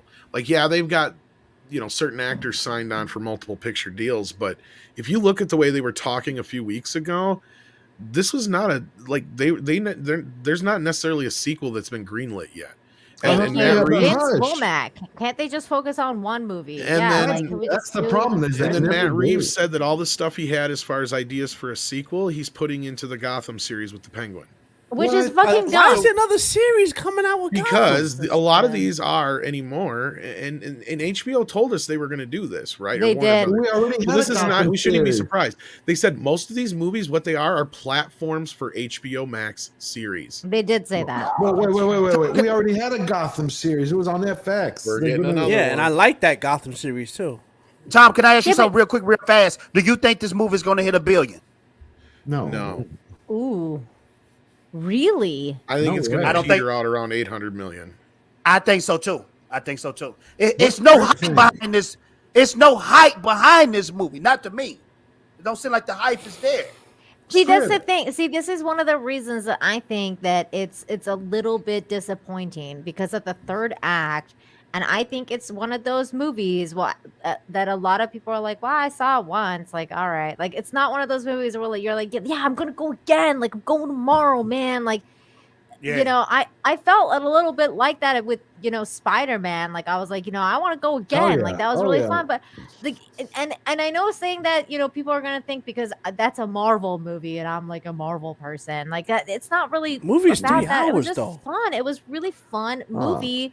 This one is 3 hours long, and I didn't like Batman's performance. Like, meaning like I liked Robert Pattinson. I really do, and I thought he could have done better. I think Yes. Matt Reeves could have directed him better. I think he would have done a better job. And I really And the do suit is think, ugly. The Well, suit the is suit- what is this? I mean, I thought he was gonna do the Black Widow joints and have it shoot out. What the He freak never is did, that? though, did he? No, never but did those that. were Never the bolts. did. I thought those were the bolts for the grapple gun, weren't they? Is that I what they thought that were? was the Yeah. That's crossbow what I joint. thought. Yeah, I thought that was- You might be right, George. Actually, Now, if they would have had Zoe Kravitz do like a striptease, I'd watch it again. well, that's my other problem Okay, with it yeah, there you earlier. go. is, Like Zoe even was her- hot in that. I ain't gonna lie. It was. I just didn't like that little hoodie, but Well, Nina she said- didn't or even have to be Tom said this is Catwoman. That hat from the DC protest or whatever. She could have just been a fucking random call girl / bartender, really. Like she didn't really. Right, but didn't you notice that she moved like Catwoman? I mean, I did notice that, George. I thought she did really well, and then apparently she fucking acted like a cat before. Yeah, Tom, she's pull shorter than up that. Okay, hang Tom, on, pull grab up it. that picture. We know Really? why. What was she licking? Was she licking the milk up? It wasn't Yes, even the fact the that she one was where doing she's that was the licking problem milk, for me. bro. She acted like a cat. She was like licking the fucking Look, milk bowl. I didn't have a problem with this so much as look at that milk. That shit's lumpy. That ain't milk. like I don't what? know about Bro. Tom, I saw your post on social media when you Can said that. I was can you laughing blow it so hard. up? that's Yeah, Maybe Click it's on the picture. That looks like something else, Can man. you see it still? yeah. There you go. That's better. It looks like kefir. You know, they always have that at the grocery Is that store. what it? Yeah, I was thinking maybe it was like melted ice cream or yogurt. You know how them I Hollywood thought it people was get like down. milk bubbles. Like, Yeah, that looks like No. something totally No, different. there's chunks in that shit. oh. You said chunks. And then the other, yeah, because then the other picture where she has some on her finger, like milk doesn't do that. I mean, yeah, it's dripping a little bit, but it's yogurt. Like, yeah, there's like it's sticking to her fingers and stuff, like it's and on the side. Yeah, there. It looks kind of yogurty. Yeah. So when she's doing this shit, you don't look bad in that cowl though. At least she could have wore that in the last act. That'd have been nice. Yeah, that's the what mask I'm saying. was why weak. Why didn't we get this? Like, why didn't we get this thing in the last act? I thought we were going to, and then she just wore the fucking stupid and she had the ski hat on. She had the winter hat on for a mask. No, it was the one. It was from they were right earlier. Was it Script Doctor or Nina or Tom? Yeah, it was Tom and I. It was like the stupid that's right. pussy riot. And look at there, I drew more parallels than I could say on here because I didn't want to get Nina in trouble. She had the war cap joint on for a mask. Yeah, you can draw as many parallels as you want, Tom. As long as we don't talk about like COVID, we're fine. Okay, well, basically, yeah. Like I saw, you're right, Nina. I saw. Bruce Wayne is basically Antifa. Yeah. Catwoman is BLM. The Riddler is an incel Proud Boy. Yeah. The mayor is a Build Back Better SJW mayor. Chicago mayor. Exactly. Yeah. Like, it's all there. It's all there. And I mean, and there's all there. Tom, you're right, because I remember it threw me and my wife off when she said white privilege. That white privilege took me off. Yeah, and I'm sorry, the moment where I actually said fuck this movie out loud was when they made Thomas Wayne and Martha. Oh, no, we can do that again. Into horrible people, and I'm just like, really? Like, and everybody's ignoring the fact that they made Martha Wayne a fucking murderer. Like, nobody's bringing that up. My husband said that he thinks Halle Berry did a better job than Zoe Kravitz, though. What do you guys think? Oh, no, they're going too far. No, they're going. Halle Berry was terrible. I don't know she if was that's better. fair. I think she never got a fair shake at it. I think she would have made a great Catwoman in a good movie. That's true. If it was a good script, if it was a good script. I agree, because she's really sexy. Like, Halle Berry is a sexy woman. She can. Well, and we got to remember this movie that she made was actually like it was originally supposed to be a Michelle Pfeiffer Catwoman sequel to Batman Returns, and it basically got. What happened script? Did it get taken away from Tim Burton, or what all happened here? I don't even remember. But eventually, they threw out the script and completely started from scratch. Because I have that script. Is it good, or was it that bad? Well, it's not even the same movie. It's completely different. Yeah, it's completely different, because the whole thing was Batman Returns happened, and as much as we love it, that movie was like BVS before BVS. Like, that made Warner Brothers panic. They had parents groups pissed off about the Penguin and the Catwoman being all BDSM, and you had McDonald's going, we can't sell Happy Meals with a guy who's got green shit coming out of his fucking mouth. You got a scene in the movie where the Penguin bites a dude's nose off. You got Batman killing people willy-nilly. Like, people were like very upset about Batman Returns at the time it came out. So like, that made Warner Brothers do a complete 180. Like, the famous story that Tim Burton says is he went in for the meeting, and after about a half hour into the meeting for Batman 3, he's like, you guys don't want me to make this movie, do you? and they're like, no, we do. We thought maybe you'd like to do something else instead. He's like, no, it's pretty obvious you don't want me to make this movie. And then basically that was the reason, is because he made Batman Returns so fucking dark. No, they said no. He had tons of ideas for Batman 3, because that was his thing. By the time he got to Batman Returns, he was reluctant getting into it. But by the time he got into the jam of it, he's like, well, if we don't get to it in this one, we'll get to the next one. He kept making that second film with that mentality. That's why he was like getting into the idea that he was going to be making one of these movies every other year from here on out. What Tim Burton supposed to do? What Tim Burton supposed to do that Superman movie with Nicolas Cage too? Yeah. He was going to make Superman Lives, and that fell apart at the very last minute. Thank God. Movie was, it would have been a bad movie. Let me ask you something, because I agree with this, and I can tell you this. I think Anne Hathaway's Catwoman is the worst Catwoman. I agree. I agree. Ever. Yeah. And it's not her fault. It's the movie's fault. They didn't even write. We all agree on they that? didn't write her as Catwoman. They just wrote her as a thief. She could have been a decent Catwoman, possibly. I hate Dark Knight Rises. Me too. Yeah, I don't like that movie either. That movie is too freaking long, man. I like the movie. Shorter than this one. I like that the movie. first one. The first one's so good. But okay, Oh, so yeah. One of my Again? favorite. Look, you can't lie. They had some good one-liners in it though. When your boy was like, "I'm in charge," he put his hand on him like, "Do you feel in charge?" I love that. That's funny. Yeah, there was a I couple. love really that funny line. Fatal, were you gonna say something? No, I was just gonna say Batman Begins is the best Batman movie. Yeah, That's it I is. love Batman Always. Begins too. It's so good. It's so good. Okay, let's wrap it up, folks. It's been, Nina's tired. yeah, I'm tired. It's been Me a too. hell of a night. It's been amazing. We just went wanna say way longer than we usually do. The Young Ripper stream was off the hook.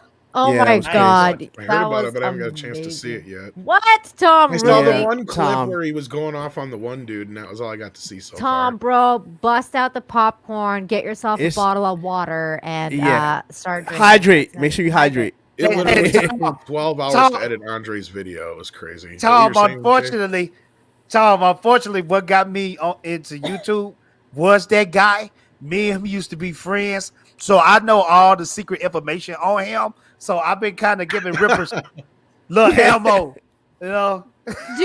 But I've been dude, trying to get him on Midnight's Edge, man. He's a tough guy to get on. dude. I had to jump through hurdles to get him on Dark Council. It's hard to get Rip on the live stream, man.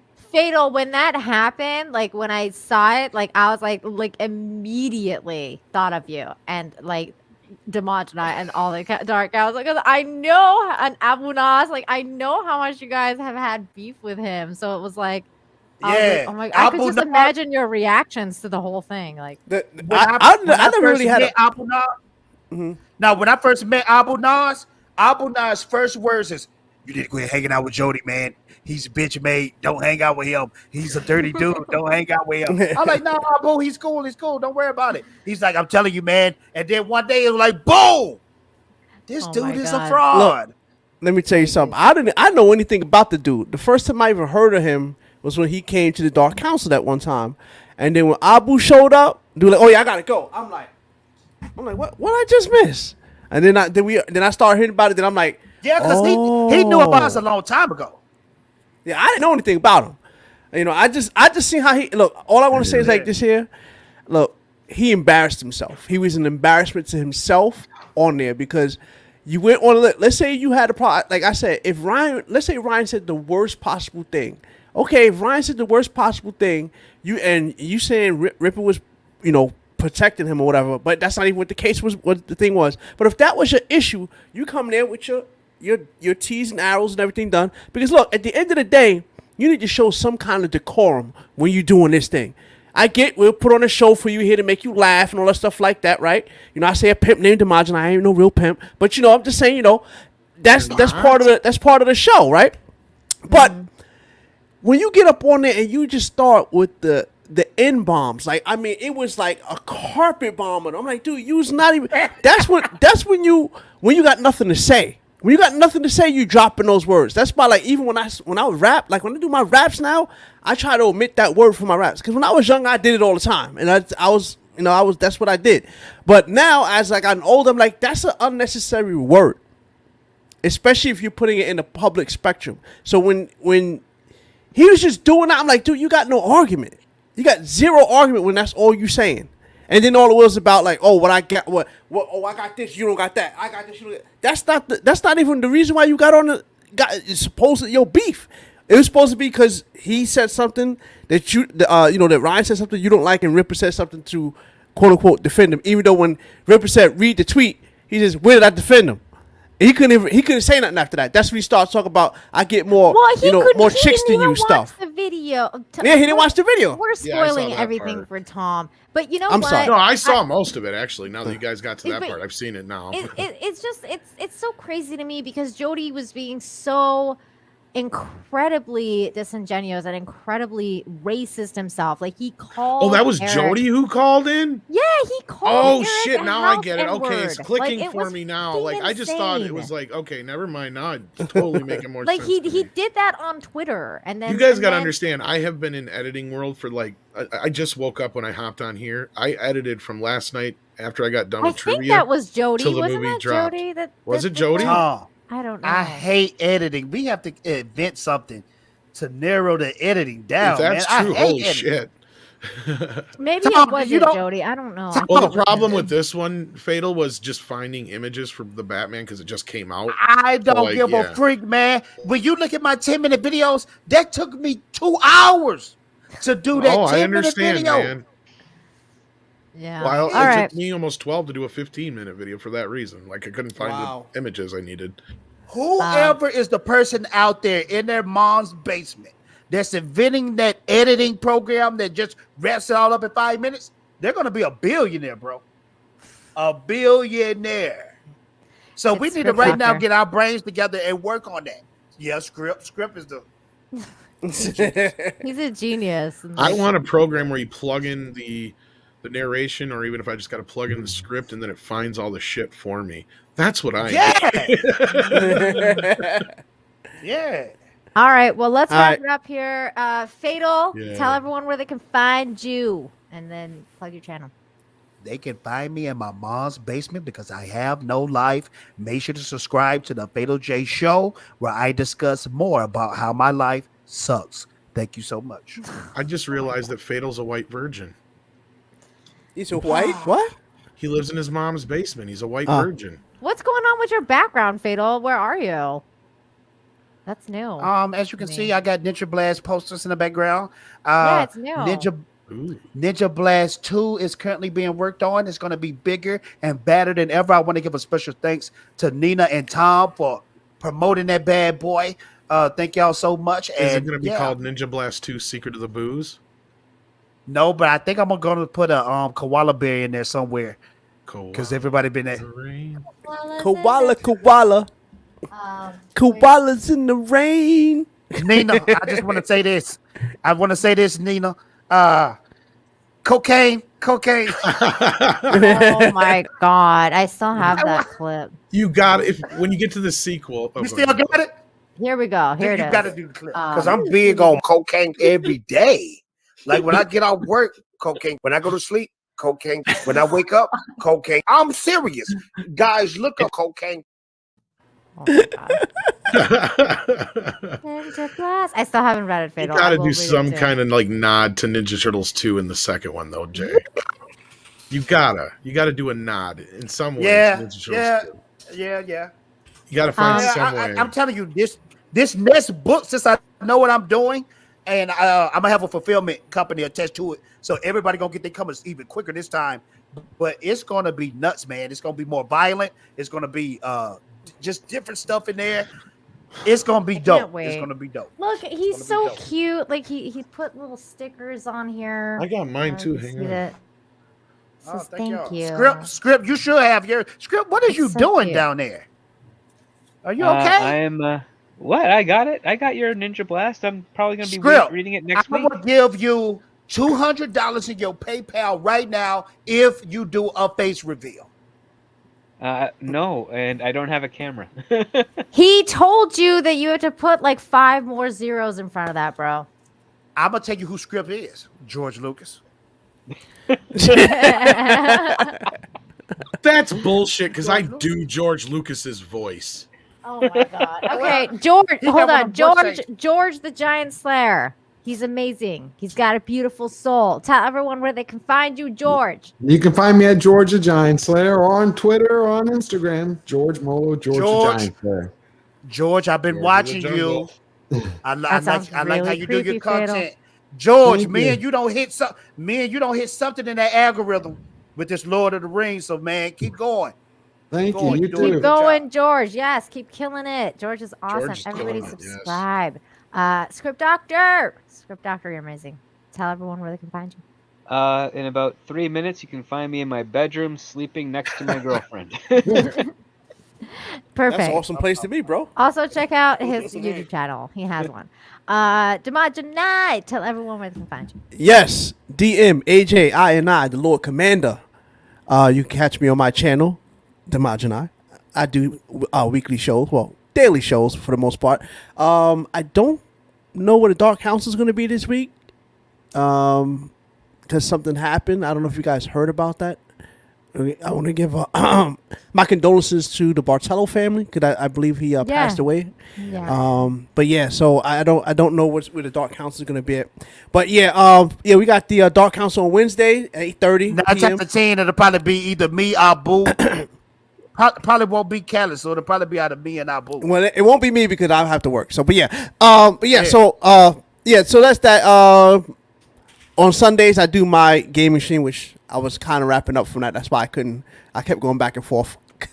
But yeah, so that's what I got going for you guys. But yeah, thank you for having me on, Nina. I really appreciate it. Of course, you're anytime. the best. Of course, thank you. Thank you for being here, Demonjanai. And Tom, we're gonna be hanging out tomorrow on Toxic Femme. Yes, we are. Tell everyone else where they can find you and what else you got going on. Well, I just got to say, first of all, I'm crushed because Demonjanai is not a pimp. He completely destroyed. He identifies as a pimp. I identify it correct. I do identify as a pimp.